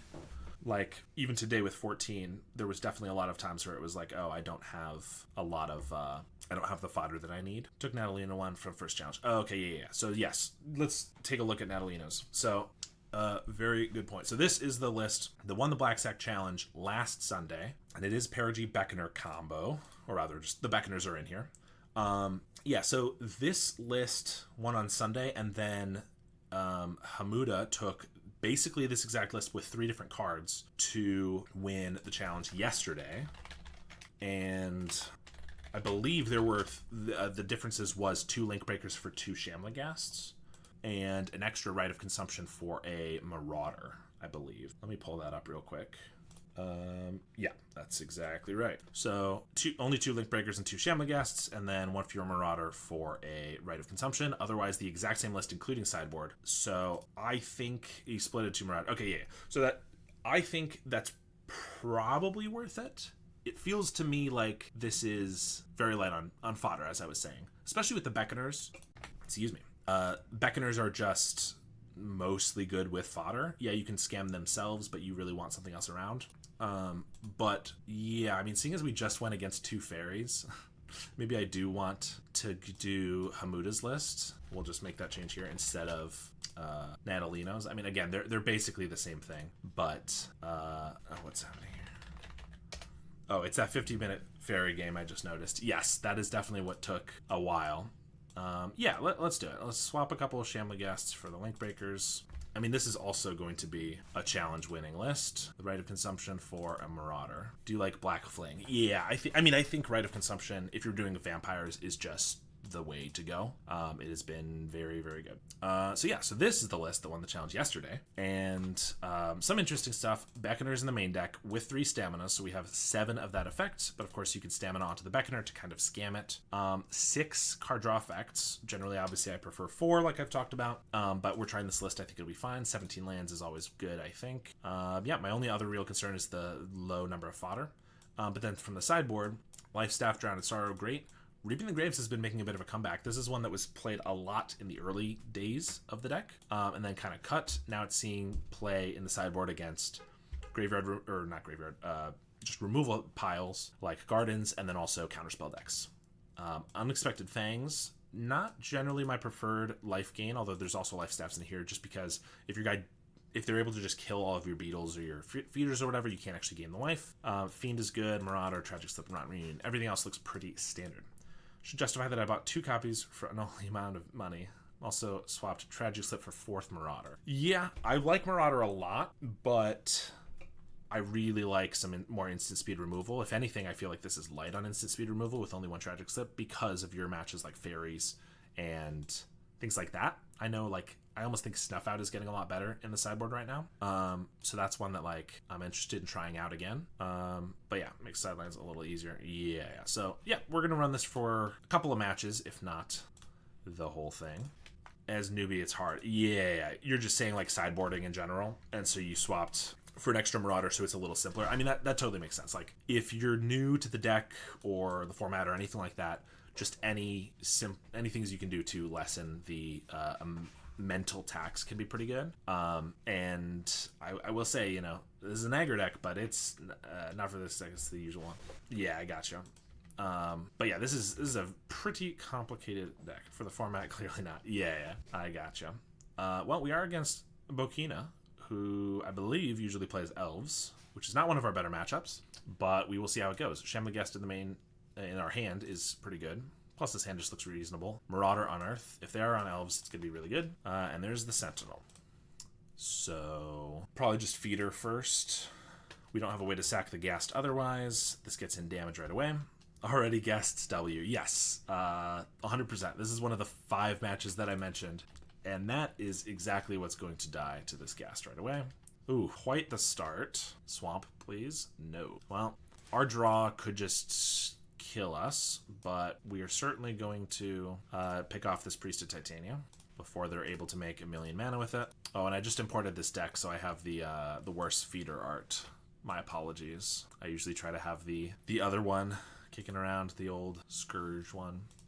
Timberwatch Elf. Well, I think if we get a swamp or something, we might be okay because we can start maraudering. But without it, we're in a very tough spot already. I guess we just Link Breaker because that can grow a Shambler at the very least. I guess this is kind of a race, and so we might as well leave this back as a blocker as opposed to sacking right away. Unearth Gas to kill Quarian. Yeah, that's not a bad idea either. I don't know why I blanked on that. I was just thinking of it with the Marauder. Winding Way turns up 4 creatures. Nice. Yeah, I think that probably would have been better. I don't know. I don't know why I didn't do it. Alright, dude, have a good end of stream. I procrastinated housework long enough. No problem. I appreciate you hanging out, and I'll see you later. Another Quarian. Yeah, so this can be plus 18. So that's just lethal if they attack with both of these. Yeah, we lost anyway. Yeah, we were gonna die no matter what, but we could have not died this turn because we could have picked that off. And then there's our swamp. If we'd picked that off, I mean, they still did the lead the Stampede into both of these. Tap these. Yeah, I mean, we couldn't have stopped any of the rest of this. And then we Marauder. It doesn't really matter. Yeah, we pretty much lost that when we played against Elves. All right, this is what Drowning Sorrow is for. Mesmeric Fiend is good. Curse Marauder is not super effective. However, we kind of just need as much removal as possible. Timberwatch kills us in 2 to 3 turns anyway. Yeah, we were not getting... Yeah, if we just hit our land drops, we would have been okay. Without hitting them, we were never going to win that one. This is one... I mean, maybe this is just because I'm already partial to not running 6 card draw spells, but generally when I start sideboarding, I take out a couple. Rite of Consumption is good for speed. Beckoner feels like not great. Maybe we just can't even fit in the Marauders. I also don't feel like I can fit cut fodder very well with 12 in the main deck. Of course, Fiend is more fodder. Beckoner just does not feel very good here. It's too slow with the 2 mana as opposed to a stamina. Yeah, I know what I was saying about Marauder. Probably not worth it, to be honest. I guess I'll bring in card draw again. I don't know. Elves, man, am I right? It's a tough one. All right, we have Shambling Gas and a stamina. Otherwise, it's pretty bad. We don't have any card draw. Fiend's so important here. I feel like Elves not care that much. Yeah, that's a good question. I guess turn 3 I can pick off 2 Elves. I don't know. This doesn't really feel like a great hand, but I'm going to keep it anyway. I think Fiends are pretty important because they can take a Timberwatch Elf before they can get it down sometimes. They can take a Nyxborn Hydra before they try to kill us with it that turn. I think there's a couple different cards like that. Obviously, snagging a Lead the Stampede or a Winding Way are all pretty important. They're just going to block. I wasn't really expecting that. I guess we'll just Stamina this. And then I can still just make a Treasure, so I can still get my Vampire down. I mean, over Beckoner, maybe, but over Draw Spell. Fair. I mean, yeah, I guess keeping the Draw Spells obviously finds us our other cards better, quicker. But... I don't know. I generally, I feel like this is one of our worst matchups. Having anything to be able to snag a card from their hand is pretty good. Also, our goal is to wipe away their creatures early. So if they kept a hand that's only 1 or 2 lands, they're kind of reliant on their creatures, and they were able to kill their creatures, then their Lead the Stampede or Timberwatch Elf gets stuck in their hand, and then we're able to take them. So I feel like for those reasons, I kind of like to get them. If I attack here, I feel like they're going to block the Vampire, which means I have to sack this and I don't get in for 3. But I kind of also just want to save this for the Rite of Consumption, because then I could do 1, 2, 3, 6. I think I just pass here. We're only 1 fodder creature and an attack away from getting in for lethal. They have a Priest, which we can obviously take off the board. Another Rite of Consumption. Well, that's not really what we wanted to see. I'm definitely gonna have to shoot this now, so I guess we swing with these. Now if they want to block, I can pick off the Priest as well. They don't. I'm gonna do this anyway, so I might as well kill the Priest here and hit in for 4. I could sack, that'd be 7 damage, and then I throw. Obviously that's not lethal, so we'll just leave it. We're not in a bad spot. We're in a good spot, in fact. We just need to find some fodder and them to keep not doing anything. But looks like they've found some creatures. There's a Birch Lore and a Lead the Stampede. Okay, well, they're tapped out, which means a fodder creature is lethal now. A lot of times they also will obviously like Lead the Stampede and then have a bunch of really important creatures to take from their hand. So Mesmeric Fiend is great there. If we could just draw some of our fodder, although we do have 2 fewer. So we can attack for 5 and then fling. That doesn't do it. We could attack for 3... No, we can attack for 5, 6. They're at 10, and then 5. All right, no. Attack for 6, fling. That's not going to work either. It's kind of close, but couldn't really do it there. Well, this one we definitely had all the tools. Not the tools. We definitely had the ability to win this one if we just drew the right cards. Maybe we can still get there, but if not, it's just because we have not drawn... We've only drawn one creature, one fodder creature, and it was a great one. But also it's not a double body creature, so it's not growing us quite as much. Okay, another Ghast is pretty good. That takes out the Quirion Ranger. And then we attack. If they don't block both vampires, we can get in for 7 and then Rite of Consumption. Although I need to not attack here then, which means they can block. Probably will, which at least means I could eat these, but then I'm down to only 3 creatures, or 3 fodder, and that's not enough. I guess the beetle gets in 2, which could hit for 4, but then vampire's only 7. Oh, but I guess if I then sack the Ghast and just make it treasure, then I could throw the beetle and the vampire for 4. Oh, but then it would be I hit them for 4. They're at 8. Then I can write for 4 and vampire. Okay, I think we attack with everything, and if they don't block all of them, I think we can get them. They just block here. Well, that definitely gonna be lethal then, unless they have like an envelop. That would be crazy, right? I know sometimes they play that in the sideboard. Already scared on amount of math needed to be done. Yeah, I mean, we sack this, we go up to 9, and then I actually make a treasure here, because if they have like a counter spell, I mean, this looks crazy, and it might very well be, but if they have like an envelop or some weird counter spell that I'm not anticipating, then this actually lets us double Rite of Consumption for lethal. Whereas I could have picked off a ranger, but if we win this turn, it doesn't matter, right? So either this wins, or they have a response, in which case I have another Rite, and maybe that gets us there. All right, we got the game. Yeah, it looked pretty rough, but I don't think he would side in negates. But well, this guy really has... Yeah, I also don't think they would side in negates or envelop or anything like that. But I was just trying to figure out, how do I lose this game? And... not the only way I could see. They could have had a Weather the Storm or something else like that, but like a card that I know some versions play was a way that I could see us losing. And so, yeah. Hollow, yeah. Sometimes they play Hollow. That could have been a good one too. This is just a fine hand in general, but it's not going to win against Elves with any reasonable draw, and they keep a 7. So I think I need to keep one that's more interactive, unfortunately. This is a little more interactive with the Ghast. We have a little more card draw to maybe find something. And I don't think I'm gonna put this away, because I was complaining about fodder. And so I think we're gonna put away this stamina. Yeah, just now we get the Shambler, of course. We lead on a Ghast. Yeah, I thought the chances that they had anything there were very low, but on the off chance they did, then I didn't need the Quirion Ranger, and I might have needed another Rite of Consumption. Well, they get the Vanguard going early. That's not the worst thing ever. Fiend is annoying. Or not annoying. It's just not helpful at the moment. I guess we'll attack. I'm going to sack this to the Village Rites anyway. And maybe they don't block because they think that Oh, they block here. Okay, that seems aggressive, because I could have traded for both of these. We are going to sack, and I'm going to pick off an Elf. Maybe I should make a mana. But yeah, we're hoping to hit a Swamp here and Feeder so we can Fiend next turn. There's a Timberwatch Elf. I mean... If we had a slightly better start, we could have maybe fiended away the Elf. Obviously, that's that Timberwatch. That's not happening here. Swamp. Nice. Okay. So I can Beetle and Fiend, look at their hand, take one of the other 2 cards, which could be relevant, although then I don't have a chump blocker this turn. We need Drowns. Yes, we definitely do. I could Fiend and Beetle, but then I'm losing Beetle value. I think we're just playing out a bunch of Link Breakers, and I can attack this turn. It's going to be really hard to attack following this, but we're going to make some Mercenaries because they'll grow our Shambler. I grow our Beetle, although I'm going to want to chump block this Vanguard. Yeah, so I think we'll just do the 1, I guess, because I'd like to chump block here because I don't want to take damage. Yeah, so there's a Priest. That's maybe not the worst thing ever. I might have missed my window with Fiend. Yeah, now they just put everything on the field, but they don't have the scariest board ever.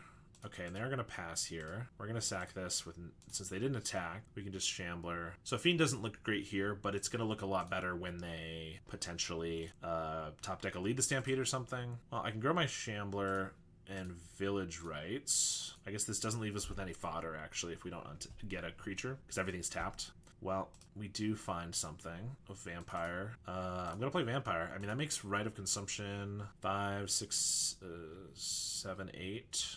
Yeah, Rite of Consumption is lethal. If you draw anything, you will cast everything immediately. Yes, but if it's... with the Priest of Titania, more than likely the hand is just going to get emptied right away. But if he didn't have Priest of Titania, and he drew like a Lead the Stampede that filled his hand and was not able to put those all out on the battlefield right away, it could have been it's possible that Fiend is not necessary, but in my experience, Elves is just such a poor matchup that it's kind of like an Infect or something where it's like any card that could be good should be brought in because sometimes they can just catch you. They don't play anything, which probably means it's just a land. Could mean it's some sort of situational card, or it could be a colored spell if they brought any of those in that they aren't using right now. Oh god, this is an elf. Great. So I grow their Vanguard and their I probably should not have played that. Well, I can sacrifice it before these take effect, so that's fine. Well, not before the priest if I leave it. Okay, so I can attack. I have 1, 2, 7, 8, 8. So I can make this an 11/11. This can currently be an 11/11. Anti-synergy. Yeah, I think I might as well just play the Fiend here and see if they have anything. And if not, oh well, which I assume. Yep. But we can swing with the Beetle and the Feeder and the Vampire, because if they grow this, then we can actually just we can outgrow their stuff actually, because we have 7 creatures to sack on the board, which means this could be 11 toughness. So I guess I would trade, but they also have to block this Vampire because it could be lethal, and they have to block the Beetle potentially. Yeah, I think we're in an okay spot. Depends on how blocks go, and obviously it depends on what they top deck, but I don't think this is terrible for us. Block the Vampire, block the Beetle. Imagine you don't block Vampire. Yeah, I think they're a better player than that, but that would be interesting. Yeah, so 6, 1, 2, 3, 4, 5, 6, 7, 8, 9. So 15 damage off this Feeder, so that's not going to do it. So we'll sack this to keep our Vampire alive.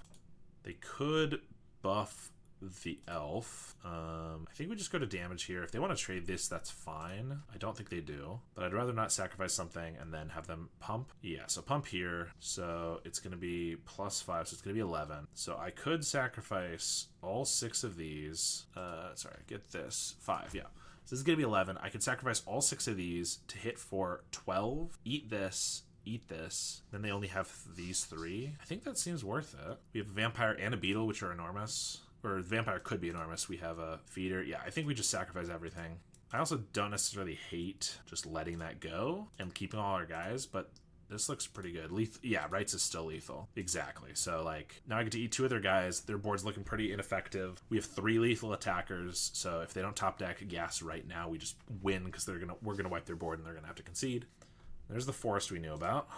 And a Birchlaw Rangers is not gonna do it. They could certainly play it out, but they're gonna have to chump block with 2. Yeah. All right. So we were able to get there. Pretty nice. Elves always a tough one, and able to pull it out. Yeah, I think it's possible that, thinking about it a little more, keeping an extra card draw spell to try to find our Drowned in Sorrows and things like that over a Mesmeric Fiend, or just in general, might have not been a bad idea. I've definitely had some good experience with the Fiend in the past, especially if you can get it. They also really don't have any removal, right? So you can feel a little more confident just running out the Fiend to snag like a turn 2 Priest or Timberwatch Elf or whatever, even with it not dying, even not sacrificing it, because they're not going to have a way to get it away. Switching 2 Link Breakers to Ghasts now. Yeah, Ghasts were very crucial there. This hand looks solid, and we're on the play. Yeah, Ghast is, like, if you're playing Moto, Ghast I think is definitely something you want to play. Oh, okay, that was embarrassing. I slammed my keyboard and I accidentally F6'd. So we're not on the play anymore. So that's fun. Don't even worry about it. Gardens player or Jeskai? Yep, looks like it. Gardens. Who needs to be on the play anyway? Well, I guess we just get Vampire down because they kill it probably, and then we can just unearth it or whatever. They're gonna kill it at some point anyway. Campfire. Okay, maybe it survives. Carrion Feeder. Should be hard for Gardens. Usually is half removal. It doesn't work. That is a plus. Unfortunately, the other half of the removal is very effective. Cast downs and things like that. But yes, Snuff Outs, Bane of Darkness, and Defile we can play around pretty nicely. I mean, I think we're just running out our 2 creatures here. I probably should have played this Link Breaker first. What am I doing, man?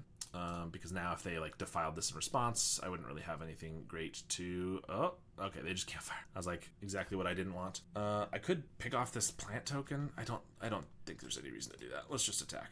Yeah, we'll hit him for a couple. Mini heart attack, yeah, 100%. I was like, I just made a minor misplay, which this deck, if you make minor misplays, can be pretty devastating. And they punished me for it. All right, I think I want a stamina. I guess I don't need to, but I kind of want more guys quicker. But if they Crypt Rats, it's kind of rough.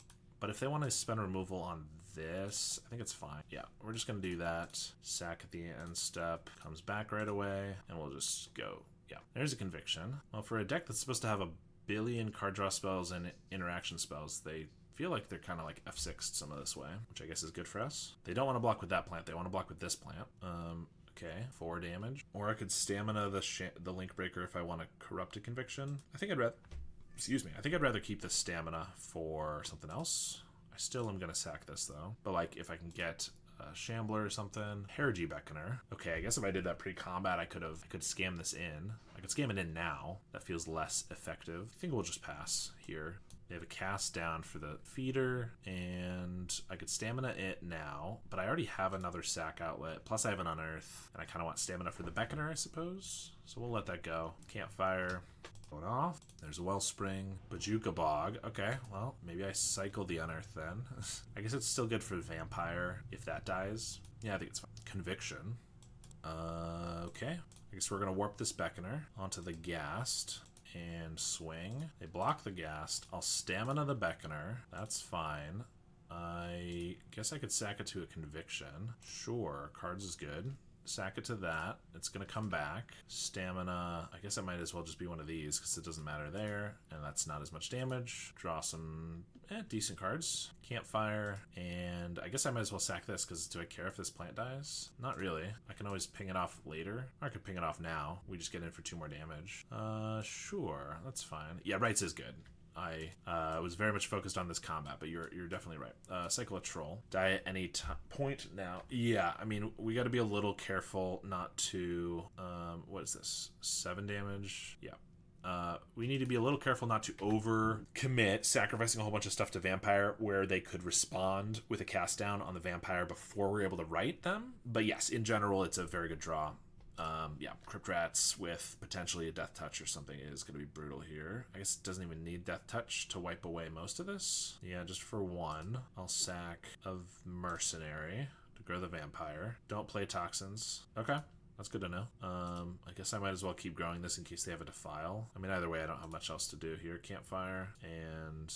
Crypt Rats is going to die to itself, so I might as well just get a treasure here, I suppose. Okay, well, I can attack in for 5 plus unearth on... Oh, we just have a Ghast. I thought I had... they Bajuka Bogged us. Okay, so if I do that, that's 5... We hit in for 7, so they're at 6. And then we hit in for 7, they're at 6. We sack this. That's not quite lethal. Okay. If it's not lethal, I'm not going for it. Because we can get the Ghast, sack it to the Vampire, we attack for 7 with these 2. Then we can sack the Beckoner to the Bloodthrone, where I have a 5/5, throw it, and we're 1 damage short. Offering the Wellspring. So hopefully they won't find a bunch of removal here. But, well, there's a cast down. But we were not... Oh, yeah, I don't know why I didn't sacrifice it, but they had 3 in response anyway, so it didn't really matter. That's fine. Now Campfire, they're back up to 10. I guess Unearth gets the Vampire back, which I kind of need. Or we have a Feeder. We'll go for Vampire. Play a Feeder too, I guess? Kind of worse to a Crypt Rats. This Marauder's not great when they don't have a lot of creatures. Yeah, another Crypt Rats. And they could just ping for another.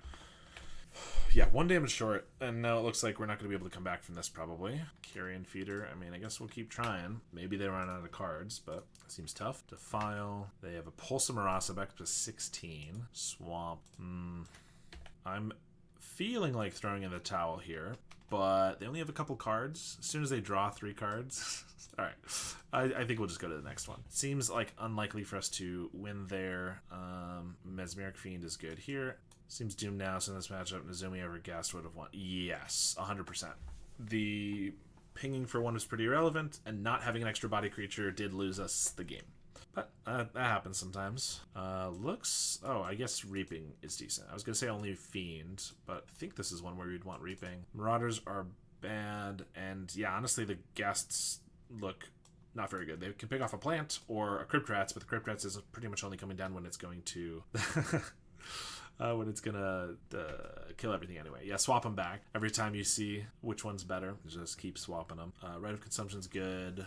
I mean, I don't know. This is generally maybe it's just how I like to play, but I generally prefer fewer card draw. My only other cut I think that I could even possibly do here would be a Beckoner, but I kind of think flooding the board, either getting a Beckoner early if they can't cast it down or whatever could be good, or flooding the board with Shambler Squirrels could be good. I don't know.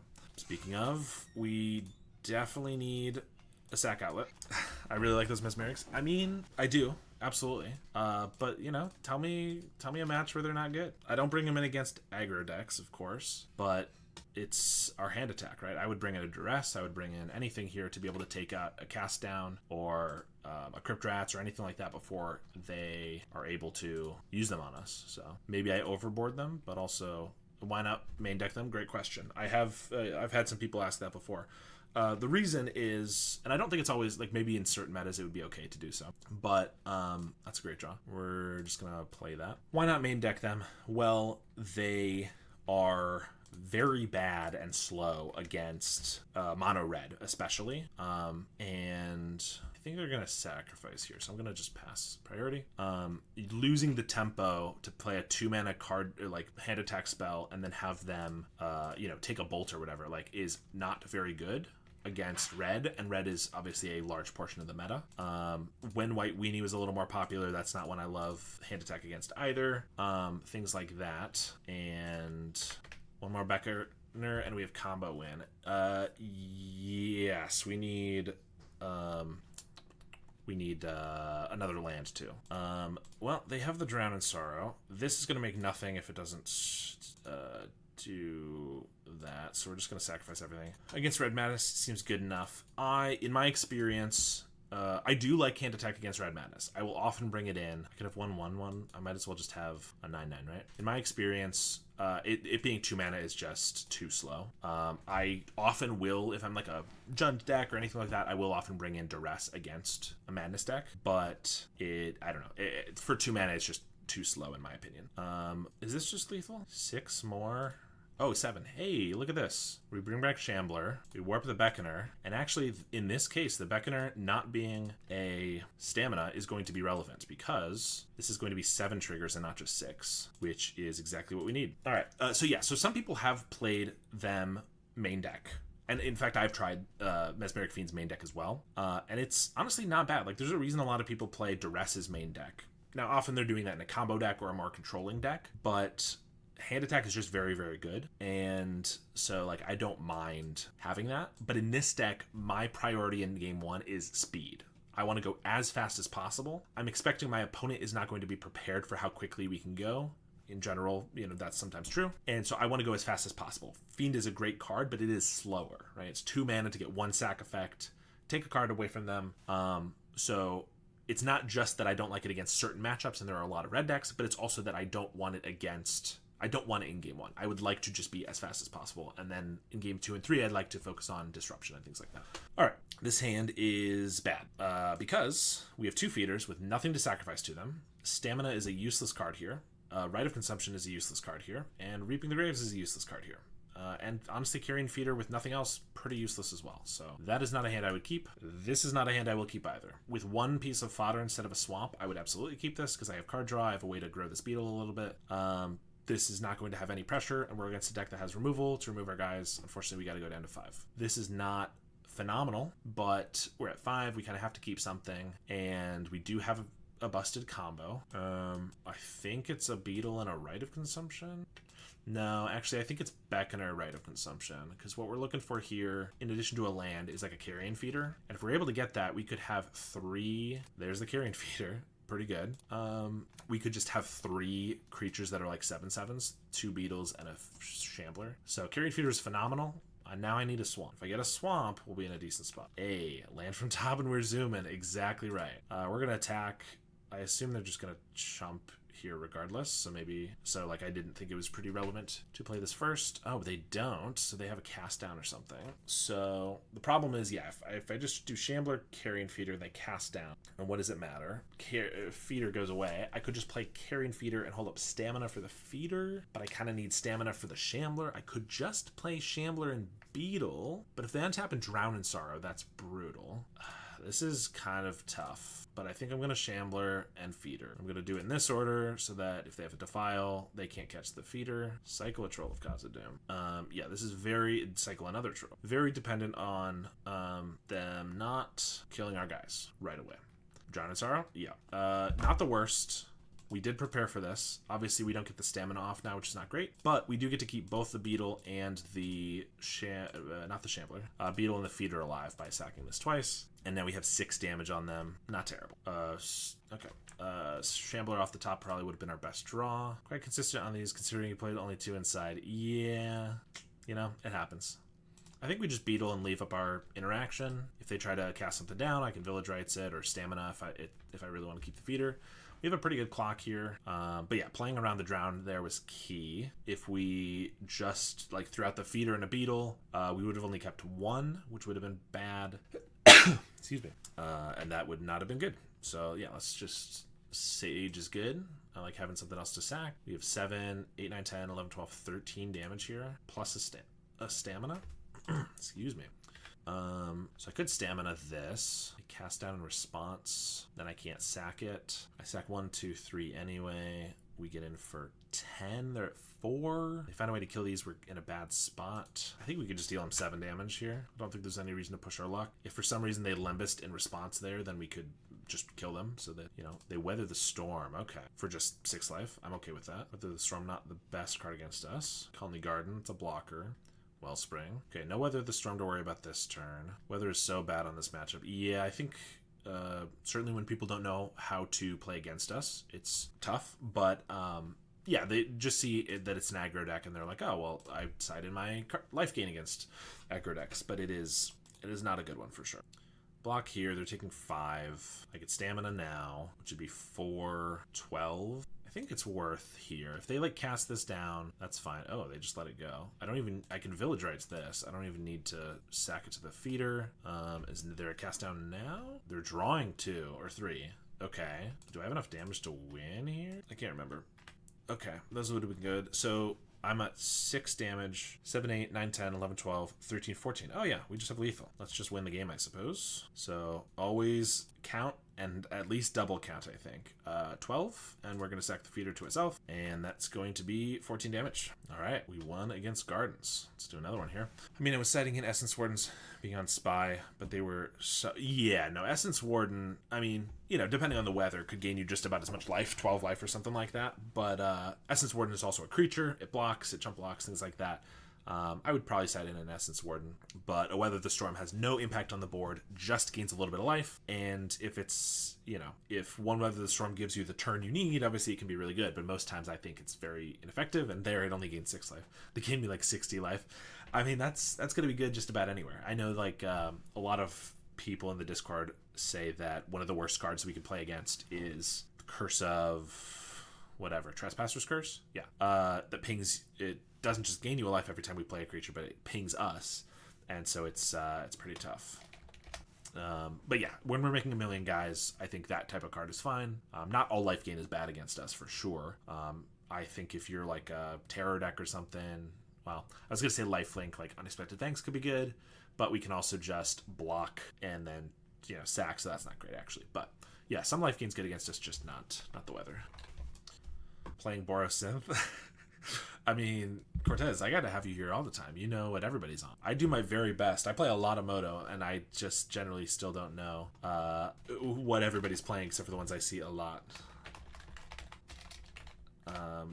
Opponent saying they love the YouTube channel. I always grab that YouTube channel. But also that they're 4-0 at the moment. They might want to try to split. I'm 2-0, so I don't really think I'm going to be splitting. Yeah, but which they know. Do make all trophies, stats, etc. Yeah. Well, I appreciate your knowledge, Boros Synth is good to know about. This is a hand I'm going to keep just about any time. It has these guys, which I always want.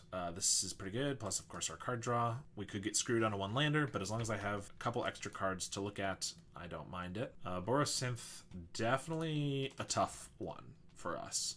Swamp is great draw. I can't really just lead on a feeder because they can just bolt it. It's tough because they have a lot of removal, not just bolts and galvanics, but also often a couple Journey to Nowhere or Thraben Charm that can take out our bigger creatures. And so, yeah, it can be kind of tough for us. Playing Seeker. Okay. Well, Seeker is definitely not great against us. Okay, do I want to stamina this guy? Because I kind of want to build up enough creatures before I start putting down feeders. So I think I'm gonna stamina and hit, and then I'm gonna Conviction. Because this gives us some card draws, but also it just builds up our board a little bit better. We hit our land drop, and so next turn I can maybe like stamina again, feed or beetle, and then I have like 5 fodder creatures, 4 fodder creatures, a good amount, you know. There's a synth, and a Glint Hawk, not a bad hit. Although I guess picking up the synth, you know, could be a whiff here. 2 journeys, 3 charms if I need exact info. I mean, I guess I'll take it. You know, why wouldn't I? Oof, running real hot with that. All right. Inspector. Nothing wrong with some nice intel. Well, I think we just put down these guys and then we swing with the Sage because I'm going to want to stamina it anyway, so that I have enough fodder creatures to keep our guys alive is the goal. And I mean, now I have mana for this, which is with Vampire and Right. 1, 2, 3, 4, 5, 6. So this could be 13 damage. So like if they tap out and I'm able to attack and deal them just 2 damage, we could get them with the Right this turn. Okay, Journey to Nowhere. Gonna throw that off a little bit. They're gonna take the feeder probably. Yup.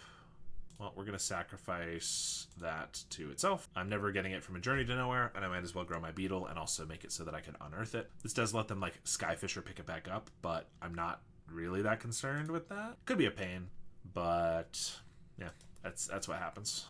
It does mean that if I Vampire here and don't win, which don't look like I could this turn, then I don't really want to do that because they have the Journey. Okay, so Shambler. So yeah, because I could Vampire, I have plus 10 on board here, or plus 9 or 8. So it would be a 9/9. So I need to deal them 6, which is only going to happen if they don't block the Beetle, which feels very unlikely. And then I lose my Vampire, which seems bad. So I think instead we just Shambler, and I think it's very unlikely they double block here because I could just have a Village Rites. Yeah, so they'll just take 3. Love to see that. And then if they take this away with a Journey, I still have 1, 2, 3, 4, 5, 6, 13 damage. So if they tap out, I can just get them with the Rite of Consumption for 13 here, which would be nice. Synth. Okay. Lightning bolts. I guess if they bolt a single one of these, that takes me off it. Swing for 2. Bolt an insect. Okay. So I can play Vampire. I have 10 sack, plus 10 on board, which is an 11/11 Vampire. So if I can hit for 1, which I currently can, but of course they could have a bolt on one of my guys in response. So if I attack with, I need to play Vampire, attack with all, then sacrifice the 2 that they block, get in for 1 damage, but then they can't really have anything for 1 mana, right? Other than like Galvanic Blast and Lightning Bolt, which if they use, I guess if they do it before blocks, then I'm out of luck. Yeah, I guess that's the chance I'm going to take. Hope that they block first. They block like this. Not getting better at this point, kind of. Yeah, exactly. I'm losing guys. I'm right on the cusp of losing the game, I think. So that's why I'm going for it now. So sack, get in for the 1 damage I need. Sacrifice, sack, go up to 11. Rite of Consumption you. All right. Whew, that was close, but able to get there with the... See, this is why you got to do your math. You got to think things through, because it was like, oh, I have 11 damage here. How am I going to get through? But, oh, well, I can attack for 1, but I have to play the Vampire first because I have to be able to sacrifice them, the ones that get blocked. Oh, yeah, that was great. 2 KCS side, by the way. Well, thank you very much. That's good to know about. And look, that's why we bring in Fiends, right? Fiend can take KCS. Tragic Slip. Of course, they're not going to have Death Touch, which is very good, but obviously KCS just in general, strong. They're probably on a couple Prismatic Strands too, right? A lot of the lists recently have been. If they are, Rotten Reunion's probably worth bringing in. I don't think this is one where we need Marauder. Ghast is not very effective. Well, I guess it is against no strands. Okay, good to know. I know a lot of Lindoso and somebody else who plays a lot of Boros has been running too. Shambling Ghast can pick off a KCS, But by the time it's down, since they're not going to give it Death Touch anyway, I don't think it really matters. So I think cutting those is probably fine. And yeah, I don't know. I like Fiends. You know, it can snipe a synth or something like that to keep them off going for all of their stuff. But yeah, I don't know. Only Lindoso, but he's got in this deck for a reason. I mean, that's definitely true. But I saw somebody else who had a couple of 5-0s recently who was probably just running Lindoso's list, but had definitely a couple Prismatics in there, which always surprises me because it's a 3-mana instant that's bad in exile, like off of a synth, but I guess it's just too good otherwise. Anyway, I think it's just 4 Fiends for these. Everything else feels fine and good, and we don't particularly need like removal or life gain. And like they have kind of a burn plan at some point, so like an Unexpected Fangs I don't hate in general, but because they have Journey to Nowheres, I don't really like that. Like, if they had no other way to kill an 8/8, I'd be okay with it. Our opponent says, there are too many hidden plays to this deck. That's why I love it. This hand is pretty reasonable. Just not, not really a hand I can ship back. Obviously, just a lot of guys. Strands are sus as synth hit. Yeah, I mean, I know like a year ago, people were also synthing with like one of Guardian of the Guild Pact in the deck, and it was just, hope you don't hit it most of the time. And obviously, once you have the mana, it's good. But yeah, it's definitely interesting, but I'm sure Lindoso knows what they're doing. Thraben Inspector. I guess we're just going to go with a Sage. Hey, Martian chat. Just passing by to wish a good stream to y'all. I appreciate that. How's it going, Ganja? Munitions is pretty annoying. Okay. That makes stamina pretty much useless. I think that means we just need to get down a feeder right away and start growing it. I could do it now. If they have a Galvanic plus the munitions, it's kind of annoying. If I let it go, I kind of want to sack at least once, I think. Annoying with Vampire. Yeah, Vampire is bad. Basically useless here. I think we just got to go all in on feeder and hope that it survives. Which if it doesn't die here, if we can just dodge Journey, it might be okay. But there's the Galvanic Blast. So yeah, I would have to sacrifice 1, 2, 3, and then they just munitions it. I think I'd rather just unearth it. They did mulligan, and they only have 2 cards left in hand. So, you could have a shot here. They swing. Okay, Skyfisher. Yeah. Okay, that's great. Actually, that lets us stamina right now while they're tapped out. So I can unearth the feeder, Shambler. This is obviously bad to a KCS, which we just mentioned. There are a couple in the sideboard, but I guess I could actually this is maybe a little hasty. I could just attack, and if they blocked here, I could stamina. The trade for this. But I think this is all dirty. Yeah, I think it's better. This is really only bad to a Krark Clan Sham, because even against like a Journey to Nowhere, we just have 7 creatures on the board. Theoretically, if they're not able to wipe up the board, 2, I guess if we draw a Swamp and a Rite of Consumption, we can also maybe still get there with the Vampire. They only have 1 card left. Could be removal or something though. Another. It might be overextending to throw that out right now. Feels like I could just attack with everything. Even if they had a Journey, they would have used it. If they had a Journey, they would have used it. If they have a Thraben Charm or a Galvanic, it's 4 damage either way. We can keep that alive. I think I just swing with all. They block a squirrel and an insect, and they're going to take 1, 2, 3, 4, 5, 6, 7, 8 damage. Seems pretty good. Put them to 11. Okay. Yeah.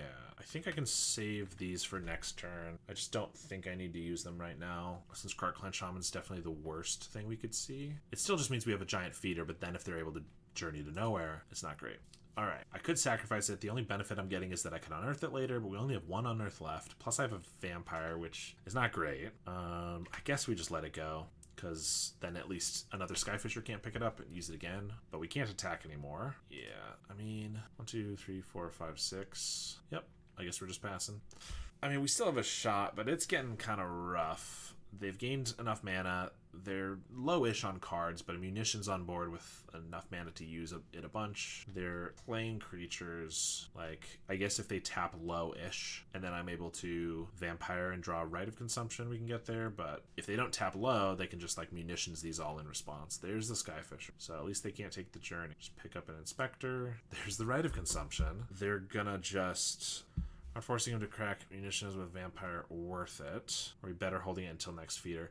If we played a vampire earlier and they just start using munitions on the vampire and we sacrifice, then we're gonna run out of fodder too quickly. Whereas right now they probably should be mowing down our fodder, but they aren't. Now I can play the vampire, and if they don't kill our guys in response to the vampire coming down, we could win.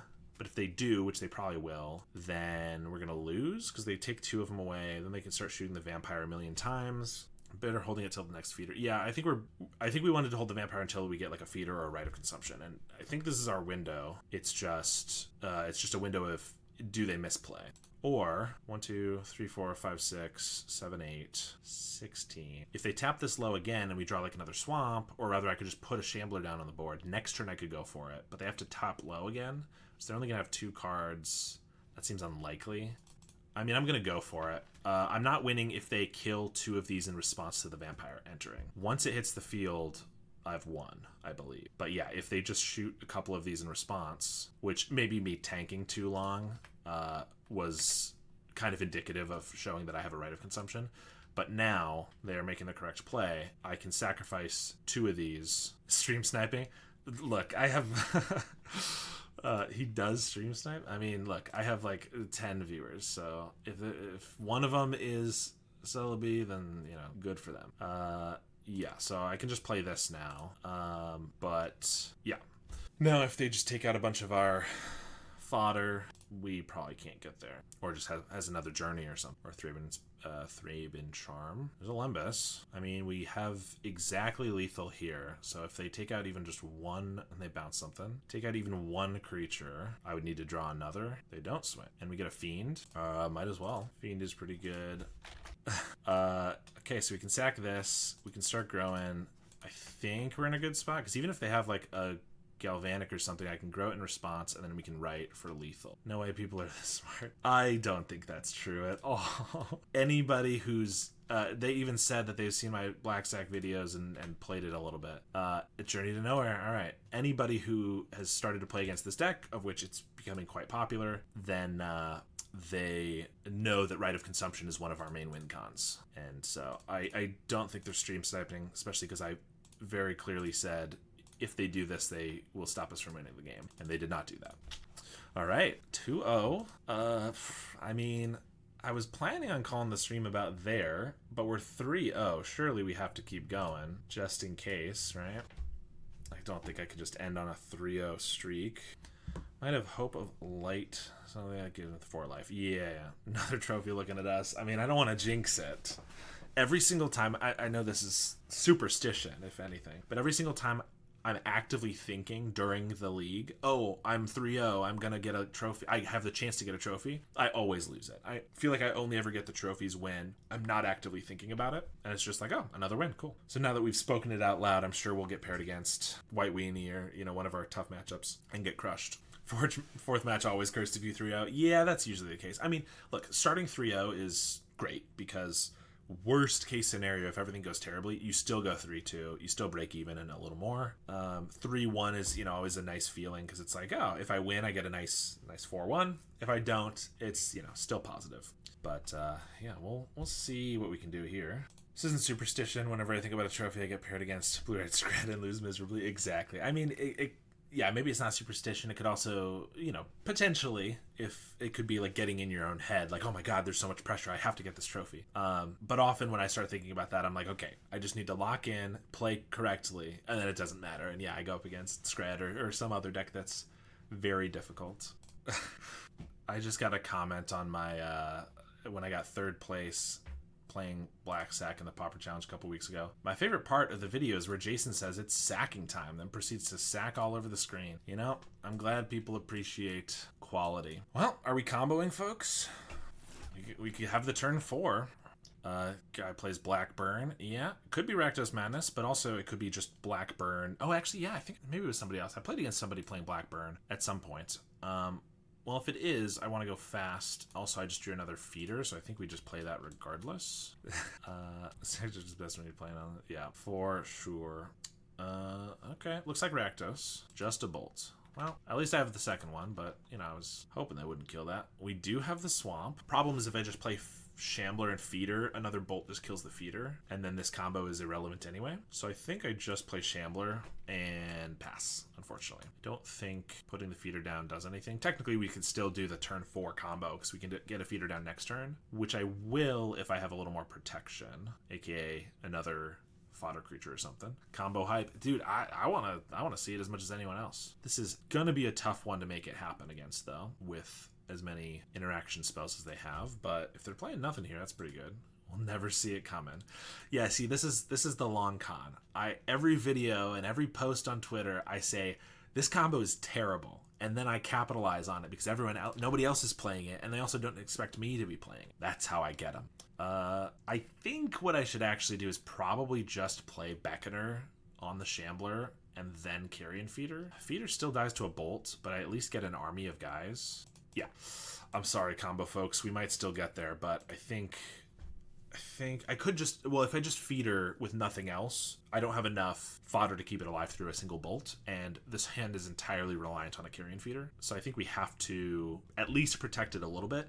Now, if I'm able to, they might just kill just a Fiery Temper Hardcast or something. If they just kill the Shambler in response, it's not great either. Yeah, it is. Next turn, you could just Beckoner plus Rights as well. True. You're saying just a Rights for 4 off a Beckoner? Doesn't do a ton if we do that, but it's not, but yeah, we could gain 4 off of it. Yeah, just killing the Shambler's annoying. They clearly don't have a lot going on, or Rights a Squirrel. I mean, I think we're holding the Rights if we can.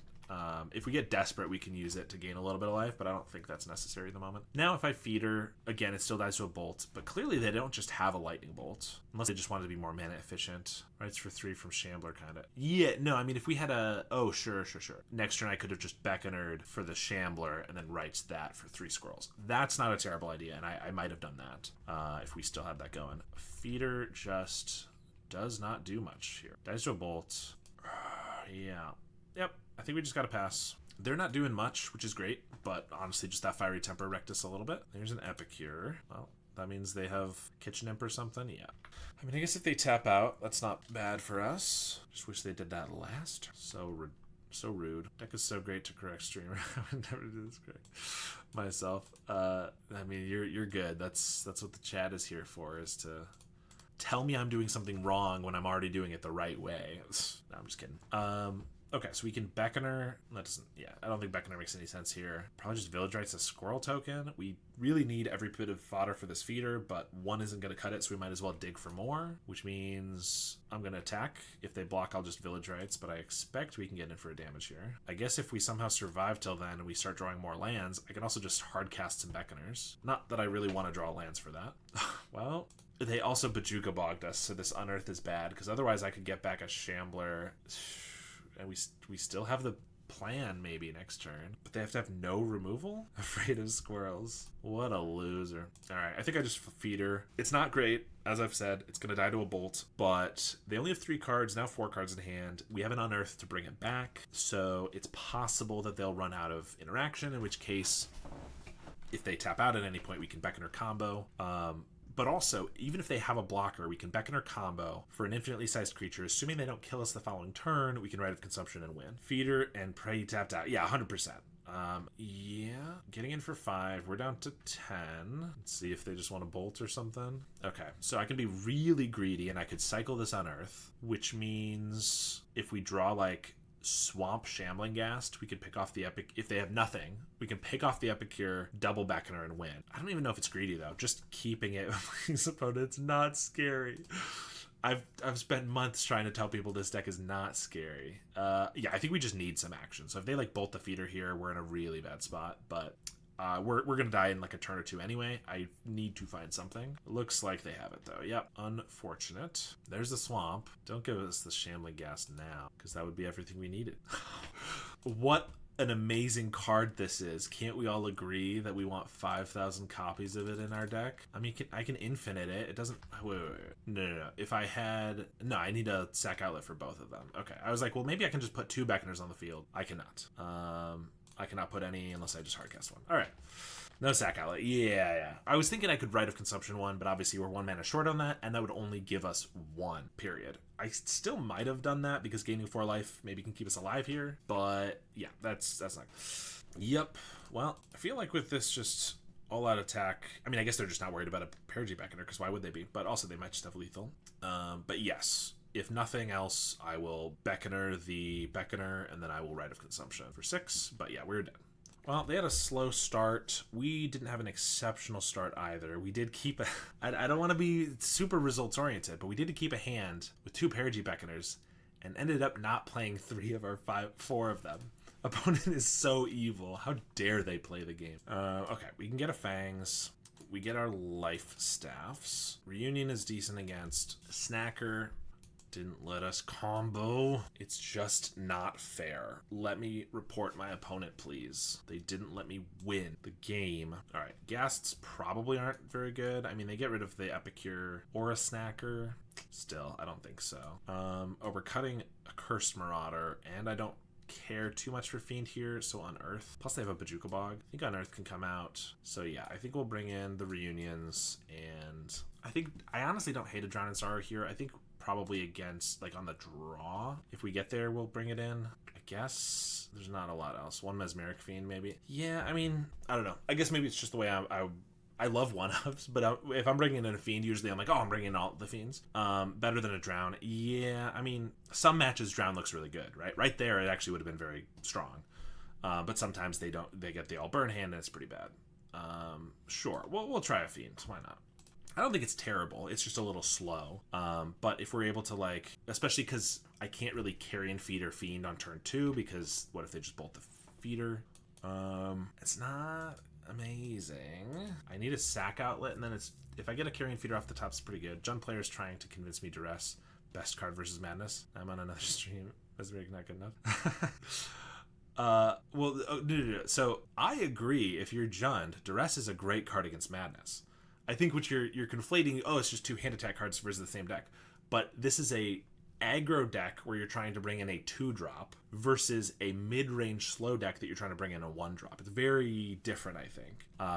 If I'm Jund, I'm bringing in a Duress against a Madness burn. Unless I somehow my sideboard already has 7 cards to bring in or whatever. I guess I'll keep this. It looks pretty bad. I should not keep this. Let's get rid of it.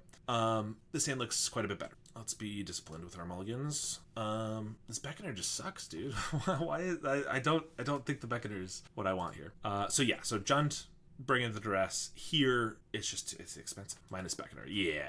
Beckoner's, I mean, it's the worst card in our deck by a mile, you know? Opponent mulls to 5, so maybe we have a shot, but then again, every time I feel like my opponent mulls to 5, with Rakdos Madness specifically, I lose. Although, I guess I shouldn't complain. I've been on a bit of a heater at my locals. Every time I mulligan to 5 or one time to 4, I just obliterate. Like, it's mostly been with Esper Cryoblade recently, but I had 3 1-landers in a row that were all bad, so I mulliganed them, and then I ended up keeping 2 lands, which had all 3 of my colors, a Cryogen Relic, and Core Skyfisher, which is just about the best opening hand you can have, and it's very, very good. Everyone says this, but somehow only after Beckoner release deck winning challenges. I understand, and that's why I've been saying quite a few times that it's hard to argue with results, but I do think that if you went back and looked at how many times people... That's a good draw. If you went back and looked at how many times people played Black Sack before Beckoner, I think, like, in challenges, I think you'd be surprised that it is very, very low. I think it's mostly that people are playing the deck final. And Beckoner, I think, hyped up the deck a lot more than other cards were. Ooh, interesting. Now they haven't ended the festivities? Yeah. That's annoying. That's quite annoying. Well, hey, I guess our Mesmeric Fiend is coming in handy. I'm gonna just Village Rites it right here. Hey, we have old Black Sack player in Poland, and he also hate Beckoner. Yeah. I don't know. I've had a lot of people in the Discord who have said that there's no way it's just that the deck is being played more. Let's see, Kiss or Temper. Temper kills our creatures, so that one. A lot of people saying, oh, there's no way it's just because it's being played more, it must, or whatever. And I just don't think that's true. Like, if a deck never sees any play, obviously it's not going to make the top. And, like, this deck, Black Sack has existed in some fashion for many, many years. But it, in its current form, really started in, like, March, I think, which is roughly when I saw Love Crayons, another player, play it and get 9th place in, like, an 160-person qualifier or something. And then it's, evolved over the last several months, and then of course we got Beckoner and things like that. But there's a lot of hyped for the deck, but I just don't think it's really been in the mainstream until the last couple of weeks. So yeah, I don't know. I really think it's just the deck's being played more. Kiss, draw 2. It's a very good card. I don't think it's a draw 2 when they're on one card. Opponent asking about how Mesmeric Fiend worked. The return. Trigger went first. Gave you nothing. And it was taken permanently. Alright, well, actually it started getting attention at the end of the Glee era. You can just play a vampire. It's pretty bad if it dies, but they have 2 cards. I guess they can search for a little bit with Bloodthrone, or with Blood Tokens. I don't think we need to just send it. It started getting attention at the end of Glee era. I mean, March was the end of Glee era, right? It got banned at the end of March. In Glee era, it was an aggro deck playing 4 Snuff Out's main deck, which turns out to be good enough. I know what it was doing. I was the one like playing a bunch of Snuff Outs against the Glee opponents. But yeah, it was March, and it was really good there for like a month or so. Grab the Prize on Sylvanas pretty good. The last 2 cards, and they got a Barons. Yeah, it was pretty good there, especially because Beetles grow off of Spawn. So against Jund, it was pretty good there. But yeah, I guess so. I can play Vampire and equip it up. If they kill it, at least it's not damaging us and we gain life. I don't think so. I think we just do this. Turns out to be good. We dying? We are dying, but I think we're about to stabilize potentially. We have stamina on this life staff, so we gain 3 and then we start making a bunch of guys. I kind of prefer this to be a carrion feeder, but we could definitely die here. But I think we're generally doing okay. Well, not anymore. But you had no way to know they had a cast into the fire in hand. Yeah, it's tough. And no village rights to use in response. They don't have anything in the graveyard that matters at the moment. I'm just gonna stamina this and get down to vampire and get a little bit extra fodder. Functional feeder reprint in this economy. Yeah, I would love it, but I don't know. Deck seems to be performing pretty well regardless. But obviously I would love more beetles and more feeders and stuff. They have a Kiss. Oh, if we could find another life staff, we'd be decent. Might be forced to throw Vampire to them next turn. Yeah, it is possible. I think if we do that, we probably just lose anyway, but you never know. I mean, we're at 5. They have Highway Robbery. Chances they draw 2 burn spells are pretty high. I could Rotten Reunion, go 1, 2, 3, 4, 5. I guess, yeah, that's 1, 2, 3, 4. So we hit for 9, then we throw for 9. So they're at 8. We have a Right of Consumption and some Rotten Reunions, but we go up to 13. Yeah, I think we probably do. Unless I want to get really greedy. But they also have blood tokens. Yeah, there's no way we survive if we don't. Yep, I think we are going to. In general, I don't think this is a great play, but they are lowish on cards. And yeah, I mean, if we die, obviously it doesn't matter. Like, it's bad regardless. We'll grab the prize and sacrifice, and might as well make it as much as possible. Hit for 9. Right of Consumption for 9. I mean, and we do have 3/4 of Rotten Reunions left. 1.5 Rotten Reunions left. Probably a better way to say that. Right of Consumption. So if we're able to just find like another vampire and survive for a turn or 2, you know, we might be okay. We will see. They have a Grab the Prize, discarding a Duress. Okay. We can also just attack them with Rotten Reunion tokens, which is 6 of the damage we need. Nested Shambler. Okay. Shambler plus Reunion. Attack for 3. The next turn, Rotten Reunion twice. Attack for 5. I can maybe do it. End step, they do have a Fiery Temper. They're going face. We're definitely dead if not. Yeah, definitely. When I considered Highway Robbery plus a bunch of blood tokens, definitely was the right call. I never love using a Right of Consumption when it doesn't win the game, but obviously, if it keeps us alive, that's pretty good too. Epicure throws a bit of a wrench in our plans. Jagged Barons, they just have a lot of damage. Well, we're going to Reunion away, whatever. Perigee Beckoner. Man, if that was a stamina, we could use it on Shambler and then we could Right of Consumption, but with it costing 2 mana, we cannot do that.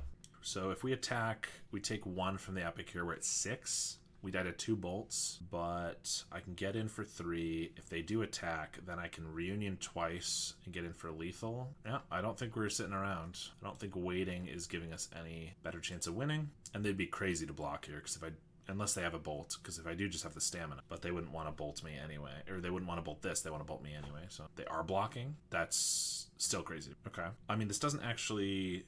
I guess maybe it's better for us because it doesn't actually throw off our timeline, right? Because I can Rotten Reunion twice here, and then I still have Beckoner or Right of Consumption for lethal. Yeah. Okay, they discard a swamp, and they discard a mountain. So they have 2 cards to deal a 7. That's very unlikely, unless they have like another, grab the prize or something. Epicure, again, could throw off the math. Well, we're going to reunion as some more attackers. Not usually how I use a reunion, but now Beckoner on the squirrel is not lethal. If we draw Swamp, we just have Beckoner, Rite of Consumption. All right, that should be lethal. So cast with Warp, block, or go on the squirrel. Chump was quite dumb. The Epicure trade, you're saying? So yeah, we can attack even if they have like a bolt for a zombie. Beckoner should still finish them off. Trade with the squirrel. Yeah, would be open for 2 bolts. Yeah, I agree. Not only did it give us the possibility of like stamina-ing, but also, yes, it cut them off the ability to win a little bit easier. All right, well, Rite of Consumption. I assume if their hand was like a Fiery Temper with a blood token, they already would have used it. But I guess if they have like an Alms of the Vein, they have a bolt. Okay. I guess an Alms of the Vein actually would keep them alive at 1, but I expected they would have already used that because they could potentially win there. So, all right, got that game. I agree, it was not necessarily the best block there, but so it goes. Yeah, I mean, I think we probably just leave it. It's like a third or maybe a quarter of their games where it's like, oh, they have 3 or 4 creatures in the field, and a Drowned in Sorrow feels like so good, but then it's a lot of their other games that it's not, because they only have 4 Snackers, 4 Epicure, 4 Kitchen Imp. So I don't think we bring it in, but I'm definitely gonna regret it if they end up drawing all their creatures. 0 Snackers in half the deck. Yeah, it's possible. I mean, if they're expecting the Rotten Reunions coming in, and they did just see 2 of them, so they probably are not going to be showing up again. It's not unreasonable to side them out, but I don't know. They seem like decent chump blockers and attackers and stuff to me, but could have definitely taken them out, or could have just drawn poorly there. Okay, we're on the draw. If we draw a second land, it's pretty reasonable hand. So baiting hand. Yeah, this is definitely the type that I think 90% of players are going to keep. I think 90% of players are wrong, because if we don't get another land, we probably lose the game. Even if we do, it's not outrageous. It's not amazing, right? It's good, but we have like, this isn't a Shambler, so this isn't like a god combo, which means these die to bolts really quickly. I know I would never draw a second land. Yeah. I think most people would keep this hand. I am not most people. This hand is a lot less exciting, but it is okay. I think we keep this one, and I want to keep the Beckoner with the Shambler. Of course, this means, look, I could have a turn 2 Shambler if this is a stamina with this. Turn 2, 3 guys. But anyway, neither here nor there. I think we're getting rid of Reunion or Rite of Consumption. I guess if we get a bunch of guys on the field, which dies to end the festivities, I guess it's probably just the Reunion after we showed it to them. So even if they didn't side them out before, they probably would have now, maybe. Either way, I think the Rite is probably just a better chance of doing us good work. There's another Beckoner. No, I know. I'm mostly joshing. Yeah, I mean, we're just going to lead on this. If they kill it twice, that's fine. If they kill it once, I can Village Rites the other one. But yes, definitely, this would not necessarily be another one. But to be honest, I might just prefer a different card, like a more fodder or something over it. Especially drawing the second one. I mean, combo potential, but otherwise it's looking a little awkward for sure. Can't imagine burn player spends 2 bolts on a Shambler. Yeah, I mean, I think that's generally fair. It could be like an End the Festivities and a bolt or whatever, but yeah, I don't really expect that to happen. It's just if it did. Now is the tough part though, because I could have just Beckonered there, but then I think they just bolt it, and I don't get any value off of it. I could Village Rites it now. I could wait until next turn, and I could try to warp a Beckoner onto it. Chances that they have something then are probably pretty high, but then I at least eat a bolt, and then I have my Village Rites. But I don't do anything this turn. They didn't do anything here. I think I do just pass. Feels kind of rough. They might have like a Cast into the Fire. Maybe just didn't have anything on 2, which would be nice if they have no grab the prizes and things like that. And obviously if they just bolt this, I'll just Rites in response, or anything that they use to kill it. I guess probably not End the Festivities, but Vampire's Kiss. Okay. They didn't have that before, or at least didn't use it last turn, which is nice. Bog is good, and they're tapped out. Okay, this is good. I can get the Beckoner, Village Rites, and now we have Vampire. I could Vampire, but that's just bad. So we're going to do this. Of course, this is still not the best thing ever against End the Festivities, but anything else, we get a pretty wide board here. We get to draw our cards. Guess in the fire kind of sus side, to be honest. It's only killing 2 fodder creatures, best case, but you sign the snackers out instead. Yeah, it's not bad draws. One of the reasons that I like Black Sack so much, and maybe this will change now that it's gaining some more notoriety, but is that people don't know how to sideboard against it, or even don't have sideboard cards against it. So like Cast into the Fire is not very effective. However, one of our best cards is Sylvok Lifestaff, and the fact that Cast into the Fire can take that out, which they probably know at this point, again, because it's gaining some popularity. Yeah, there's the festivities. What are you going to do? But the fact that they can either get rid of a Lifestaff or kill 2 creatures, I think it's definitely a fine card to bring in. If they don't have any answer to the Lifestaff, that can just lose them the game single-handedly. Kitchen Imp. It's pretty good. Unlikely to play both end and cast together, though. Yeah, we already saw in the festivities, I believe. Yeah, I mean, I think, 3 end the festivities, 2 cast into the fire, something like that. It covers your artifacts as well as covering your other stuff. They do Chain Lightning the Squirrel just to keep us off every fodder creature we can have, which is pretty freaking rude, to be honest. I guess I just Carrion Feeder and Beetle, and I can Village Rites in response to something that kills one of them. Yeah, that's pretty much it. That's surprising. Yeah. No, I don't know. I think it's pretty standard to have. Again, the festivities is really good for your wiping the board, but Casting into the Fire's primary use is the artifact hate, and it's just nice that sometimes it's good against other opponents or other decks for the ping 2 things. I mean, honestly, I wouldn't hate... Well, I do hate a Faithless Looting, to be honest. If they kill Feeder here, double Alms of the Vein, yikes. That's going to make the race really hard. I was going to say if they bolt Feeder here, then I get to use my Village Rites. I don't feel bad about it. Plus my Beetle grows a little bit. And then I have a Vampire to follow up. Quickly run through lists, and usually it's only one of those. Okay, well, I certainly believe you, but I do think I think it makes sense that you have some of each. But just because if you're not running Cast into the Fire and only end the festivities, then what's your artifact hate, I guess? Smash the Smithereens, I guess, is not bad. Well, we're down to 7. I think I have to Village Rites here just to dig. Sacking the Feeder, yeah. Actually, I could... I mean, this is really risky. Okay, what are they doing? The Cast into the Fire. Okay, if I... No, I don't know what I'm saying. If I Village Rites the Beetle and I draw a land and another Beckoner, then I have the win con, or I have the combo. Oh, but if I sack the Beetles to the Village Rites, then my Feeder dies. So I'd have to sack the Beetle to the Feeder. That's not going to work. Limited slots for having both in meta. Yeah, or not that many X1s. Fair enough. I guess I have to Village Rites the Feeder then, which means, I mean, the combo is off the table then, but it's off the table regardless because I can't draw enough. They only have 1 card in hand. Yeah, we're doing this.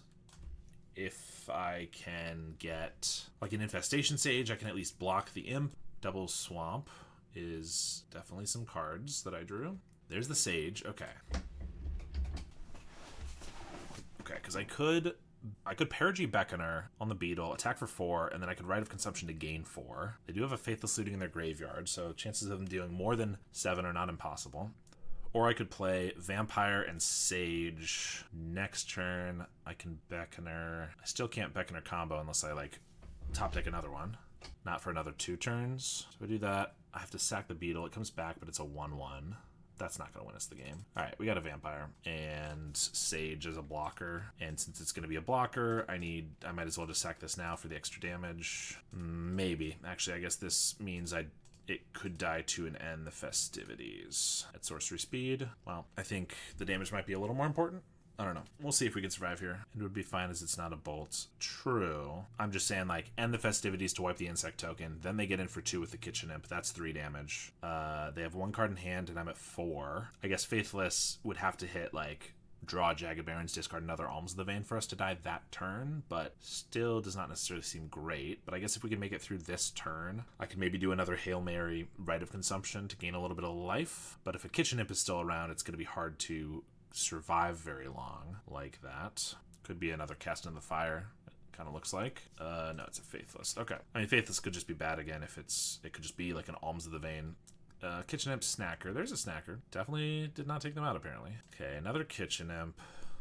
If they swing with both, there's a Barons. 1 card in hand. And if they swing with... If I take this, I die to a Bolt. If I block, sack, this is a 4 power creature. I have 5 damage on board. I can Beckoner the Beetle, so it's 6. I hit for 7, and then I Rite of Consumption for 6. I'm not dead. I go back up to 10, so I probably don't die next turn. But then we're not comboing again. Yeah, I think... Whereas if I don't block, I can just sack this on my turn, which is 3, 4, 5, 6, 7, 8, 9. Still not lethal. All right, I think we block and sacrifice. And I guess in this case, we hope we top deck another Beckoner, because that would be combo win. It was a swamp. All right, I have to Rite of Consumption because otherwise I die to these imps, which means I can't Beckoner for full cast. I might as well warp one to gain a little bit extra damage and life. So we will do that on the beetle. Yep. And actually, I don't have to sack the beetle. I could sack the Beckoner. So they go to 14 here. I sack the Beckoner. They go to 10. I go up to 8. Pretty close to dead from a bolt plus dead to a bolt plus anything, although I'm still already dead to 2 bolts. But then I have a beetle around for 5 damage at least, plus a Beckoner next turn. Whereas if I sack the beetle, I lose pretty much everything. I could hit for 9 and then 6, 15. They're at 6. Oh god, I guess Beckoner's better. We hit for 7 here, and whereas if we do this, it's 9, 6, 15. They're at 6. Okay, it's pretty close, but I guess we do this. Beetle comes back, but that doesn't matter. Yeah, because it loses our counters. All right. Really not sure which one of those to do. And seeing as I was going to sack that, I actually should have done it pre-combat for the beetle to be bigger. But I was pretty much for sure going to sack the beetle and then talk myself out of it. Well, we will see if we die here. Not 100% sure they had a bolt, but if they do, they just need 1 more damage. Why not sack Beckoner in combat?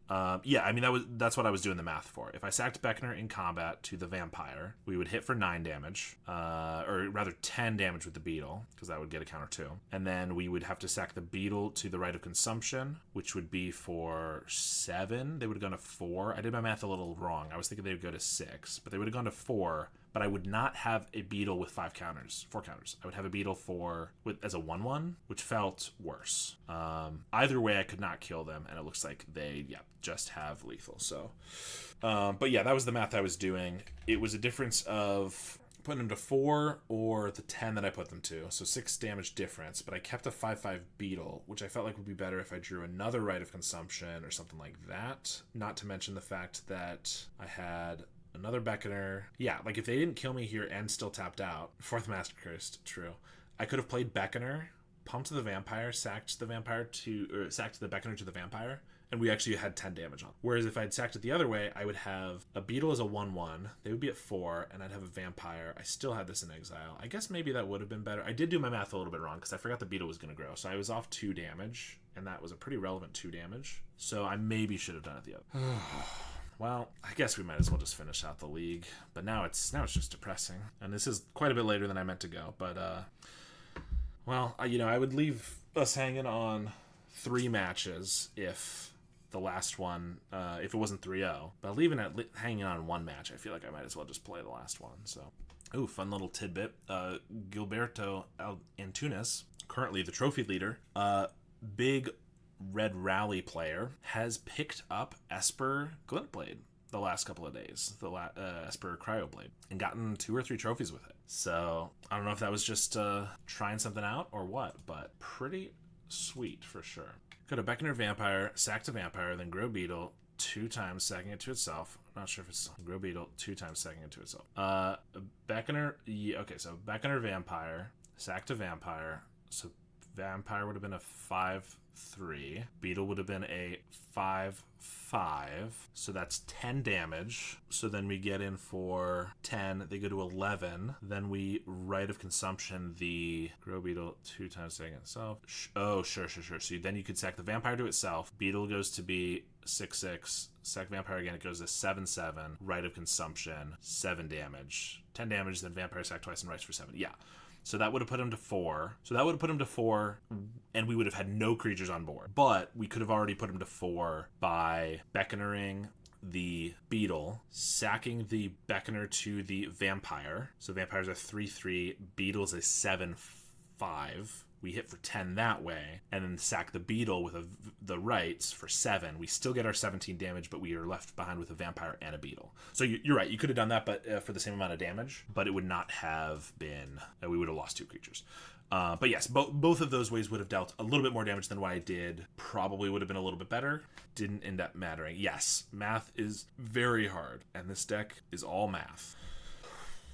I think the Beckoner is not what we need. We're just relying on this card draw, hoping we don't get flooded. And we're against Tron, which kind of depends on what version of Tron. Okay, we're getting a lot of card draw now. Depends on what version, but generally I think we have a pretty decent matchup, just because we can go really fast. Now, if they get, you know, natural Tron, it might be kind of tough for us to survive here. But they have Prismatic, Prophetic Prism is what I meant to say. And natural Tron easy. Yeah, certainly could be. Often against Tron, I like to just attack for 1,000,000 right away. But if I do that and sack these, then I have all these cards rotting in our hand. So unfortunately, I don't think I'm doing that. I think I'm going to sack one. Well, I might as well, in case it's like Flickertron and they have Unwind and stuff, I'm just going to send this off right away. Well, I'm still going to sacrifice this. I have 2 more here. Obviously, this is not typical, but hey, if I only had 4 Village Rites in the deck, this wouldn't have happened. I would have drawn at least 1 fewer. Although these 2 Corrupted Convictions I would not have drawn, because those would be the 2. Alright, they do have the natural Tron, easy.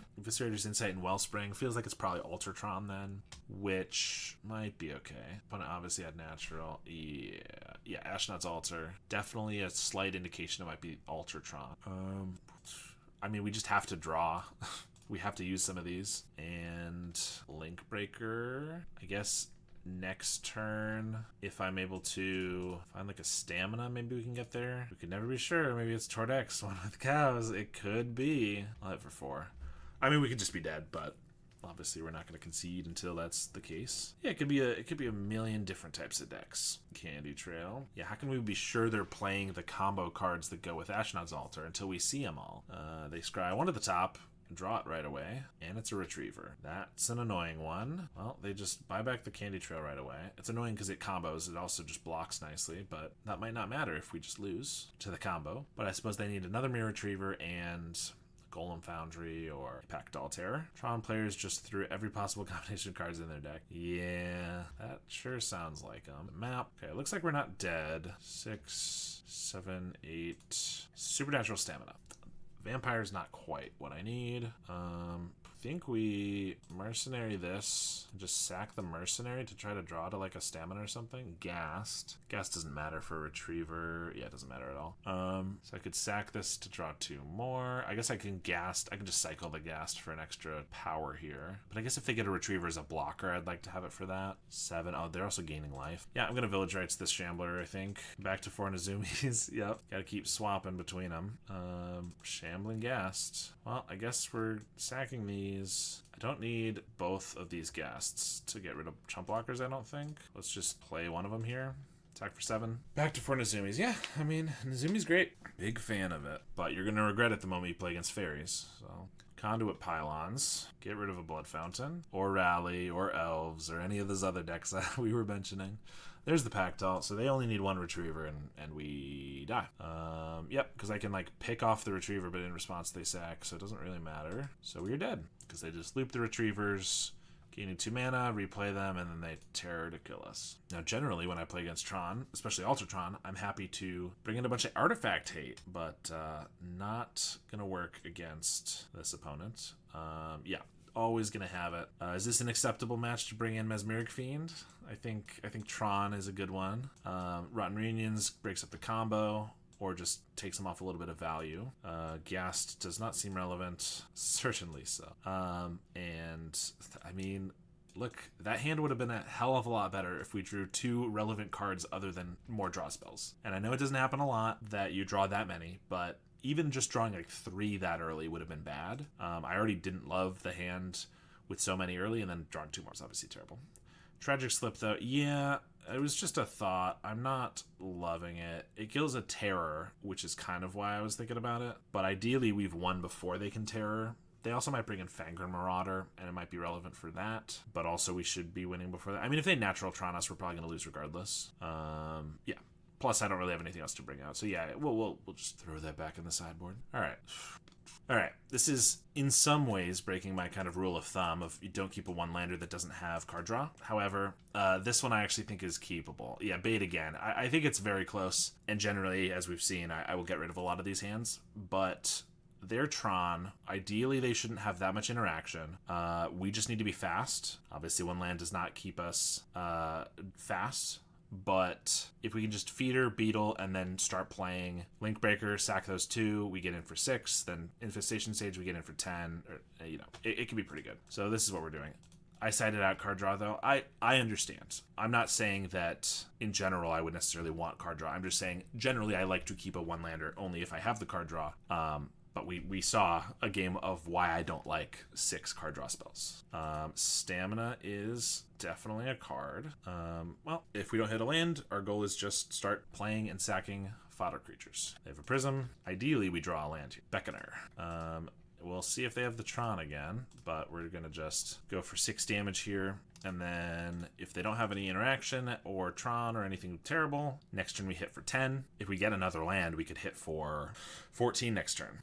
Candy Trail could keep them alive. They don't hit the Tron. That is going to keep them alive unless we... Yeah, even if we top deck a land, they should survive here. Pretty good, though. Natural Tron twice is... Hey, they didn't have it, but I agree. It's just that's usually what I'm accustomed to. Hey, look, there's our card draw. Yeah, we're just doing what we do. This is why I think this hand, even though it's, not...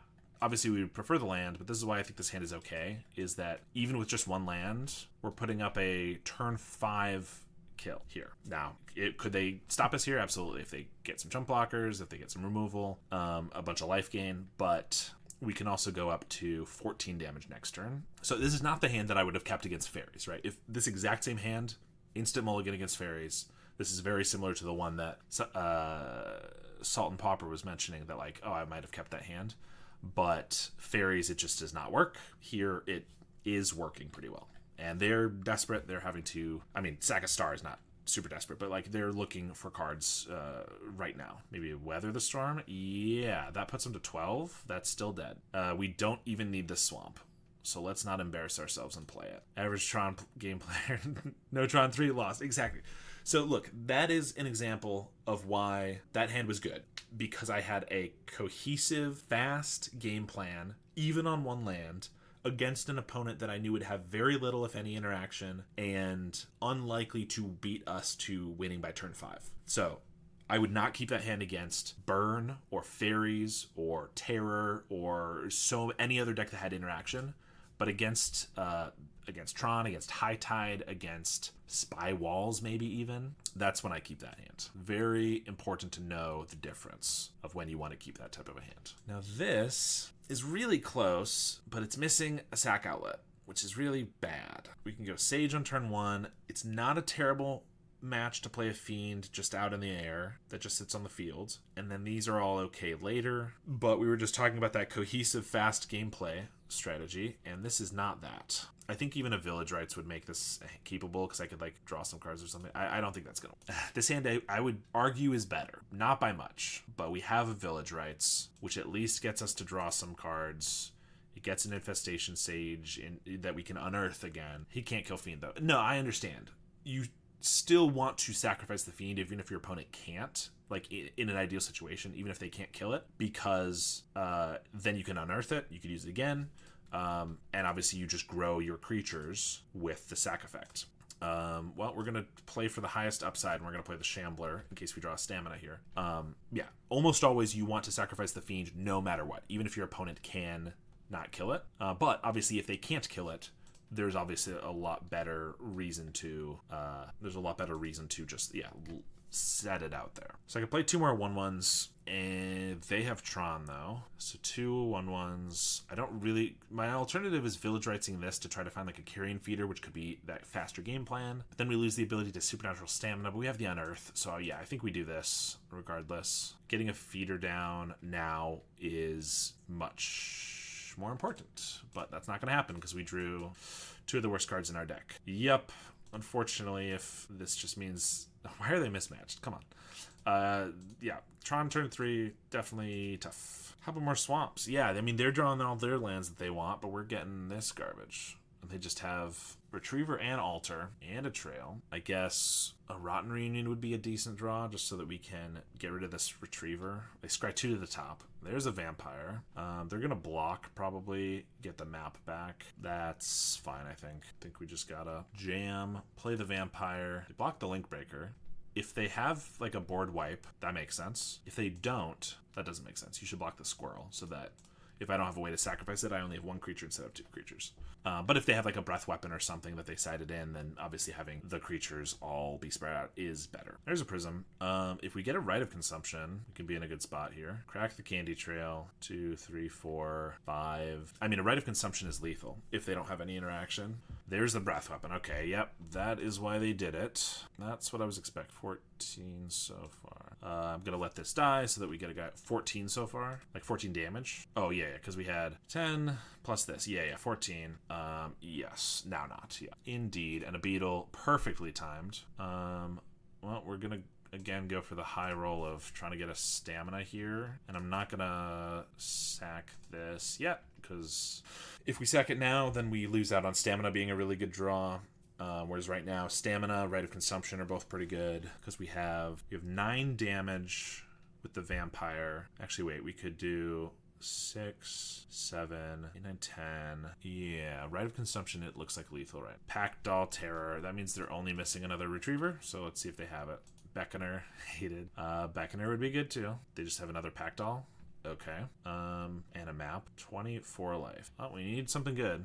That's not terrible. It keeps them from winning with the combo. So no more draw so far should be fine. Yeah, I mean, they only have one card in hand. So we can attack with... If we attack with the beetle and the vampire, we have 1, 2, 3, 4, 5. So that's plus 10, plus 5. So if they double block the beetle, I guess it trades. But then I can get in for 10, which I don't really want to sack everything there. Is there any reason I should reunion right now for the Retriever? It feels like the only things they have are like Blood Fountain and other Retrievers. Pulsamarasa, maybe? I don't know if they usually play that in this version. Feels like probably not. I kind of feel like I can't attack. I mean, I guess I can attack. If they I can attack with just the vampire. If they block, I eat a terror. That's pretty good. Terrors can kill you without combo, though. Yeah, I mean, that's true. My concern is the combo, but yes, that's very true. They do need 8 more artifacts for that, so that's not my highest concern. But yeah, I should obviously have blockers for it, so they can't just attack by. I guess I can get in with vampire, and I probably just hit for 1, which is not great. I guess I can get in with insect, too. Yeah, we can do this. We'll get in for a couple. I don't expect them to throw away a terror on this. If they do, that'd be great. 1, 2, 3, 4, 5, 6. Just calculating. We have 13 damage on the vampire. So yeah, like a Rite of Consumption could be good. But I think for now, we just keep this all up. Maybe we should play the Swamp, but doesn't really look like it matters at the moment. Something green. Do they have a Pulsamarasa, or is it a Fangren Marauder? Well, Fangren's brutal. Yep. Okay. They don't have the most things to sacrifice, but map gains 5 here. Oh, they have an Eviscerator's Insight to sack the map. Okay. Well, I can exile the Insight, which is kind of cool, I guess, and then get with the Retriever. Yes, I would like them to not draw. So let's just do that now. And I guess if we top deck a Beckoner, I might want to hard cast it. Is there any reason not to go for the Retriever? I guess if they get another Eviscerators, I just feel like I can't have this combo potential be here at all. I could just leave it up, but yeah, if we draw like a Beckoner, it's kind of rough. I don't know. Another vampire. Okay. Well, I could attack with this vampire and this. I mean, we're going to play this. If they want to trade for the Marauder some fodder, that's fine too. Yeah, we'll get in for 2. Not great, but if they... Another alters... Well, triggers twice, but otherwise kind of irrelevant. I guess they can also sack it to another Insight. Yeah, they did just have that. Well, maybe should have waited on the reunion, but then, you know, the first Mirror Retriever they find would just be lethal. But yeah, it looks like they might just do it the old-fashioned way. But yeah, their Blood Fountain, that's going to be 4 triggers. Their draws are a little bit better than ours. Yeah, I would concur that. They had 1 card in hand, top deck, Insight into Prism, Blood Fountain. Yeah, ditch a card with the Blood Token. To weather the storm, that gives him another 5. Yeah, unfortunately, I don't think this one's going to work out anymore. Candy Trail. Yeah, his draws are still pretty insane. Still going crazy. Yeah, I mean, now a Rite of Consumption. We get a Swamp. All right, that's going to be it. Tragic Slip was a good thing. I'm not sure it makes a lot of difference. Yeah, I mean, 1 card here isn't going to make a difference. Unless we got a Rite of Consumption earlier when they were at like 20. But we cannot get them. There's no way. And I guess maybe they top deck nothing, but that seems very unlikely at that point. And we're at 5. Yeah, I don't think there's any way we come back from that when they were at 45 life. Well, see, and this is why you don't mention that we were on a trophy run, right? Have you learned your lesson? Because we were 3-0. Trophy run was mentioned. 3-2. Absolutely disgusting. Well, I'm just joshing. That was quite fun. Glad that we were able to get a trophy on stream, which was great. And then 3-2, obviously still not bad. Cursed, yes, definitely. The curse lives. I don't know. Deck is good, though. Deck is so good, though. Beckoner is doing work. If Beckoner is the reason that people play the deck more, I have no problem with it. I do think with this league, every time I play a league, it maybe grows on me a little bit in that, like, oh, it seems kind of effective sometimes. But then the Beckoner also lost us a game because it was 2 mana, and basically anything else would have been better. I don't know. I still don't think Beckoner is my cup of tea, but obviously the lists are doing well. 2 rights is 100% worth it. I agree. I think basically every single one of those matches was me desperately pleading to draw a right of consumption.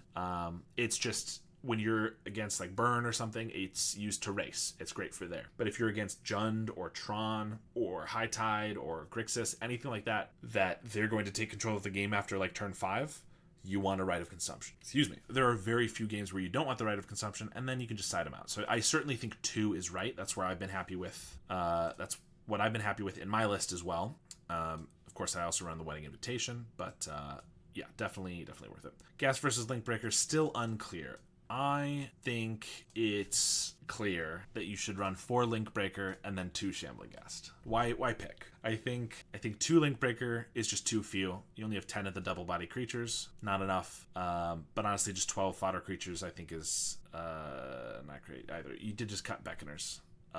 Well, yeah, I mean, in this list, in this stock list of mine, Beckoner is nowhere to be found. Otherwise, yeah, this is pretty similar, isn't it? But yeah, I mean, I don't know. I like the 12 fodder creatures. I like the one of Invitation and the Life Staff. Sadistically has some good uses. Definitely 2 Rite of Consumption. And only 4 card draw spells, so we don't draw 5 of them in our first 12 cards or whatever it was. 2 Glee, Invitation, 2 Ghasts, Life Staff. I mean, this is what I like. I get if other people want other stuff, but we saw Life Staff be really effective. We didn't see Wedding Invitation do too much, to be fair. I mostly cut it and things against fairies and whatnot. We also didn't really see Sadistically going off too much. But half GMG is raiding with a party of 9. I am so flattered and delighted that you're popping in here. Thank you so much. I am just about to end stream because I've been going for about 5 hours and a little bit tired. So I'm very sorry about that, but I appreciate it. And, next time, hopefully it won't be right when I'm ending stream, but we just got through 2 leagues playing Black Sack. And yeah, it was definitely a good time. But I hope your stream was well. It went well. Yeah, thanks for streaming. Of course, I appreciate you streaming too. Were you playing some Pauper as well, or yeah, Pauper? That is what we are on. It's one of the best formats out there. Playing Pioneer. Okay, that is sweet. I can't say I've played too much Pioneer, but hey, it can't be worse than Standard right now. Am I right? Trying to force Cosmogoyf. I mean, that is obviously well worth it. Cosmogoyf, I mean, I saw, what was it, Thraben Yu doing Cosmogoyf in like Legacy with like Serum Powder, exile a whole bunch of things from mulligans, then you have an enormous Cosmogoyf. That was pretty sick. Pioneer's good, but no one's playing it. Yeah, that's the main issue. It's a cool card, I swear. No, that sounds great. What are you exiling with in Pioneer to get your Cosmogoyf growing? Because I love any kind of janky card like that. 100%. Playing Delve cards, sure, that just makes sense. Yeah, I mean, Delve and then Cosmogoyf just becomes like a 7-8 or whatever off of 1 Treasure Cruise or something. Tassigear, Cut, Mandrills. Oh, nice. Yeah, that's sweet. I like the sound of that a lot.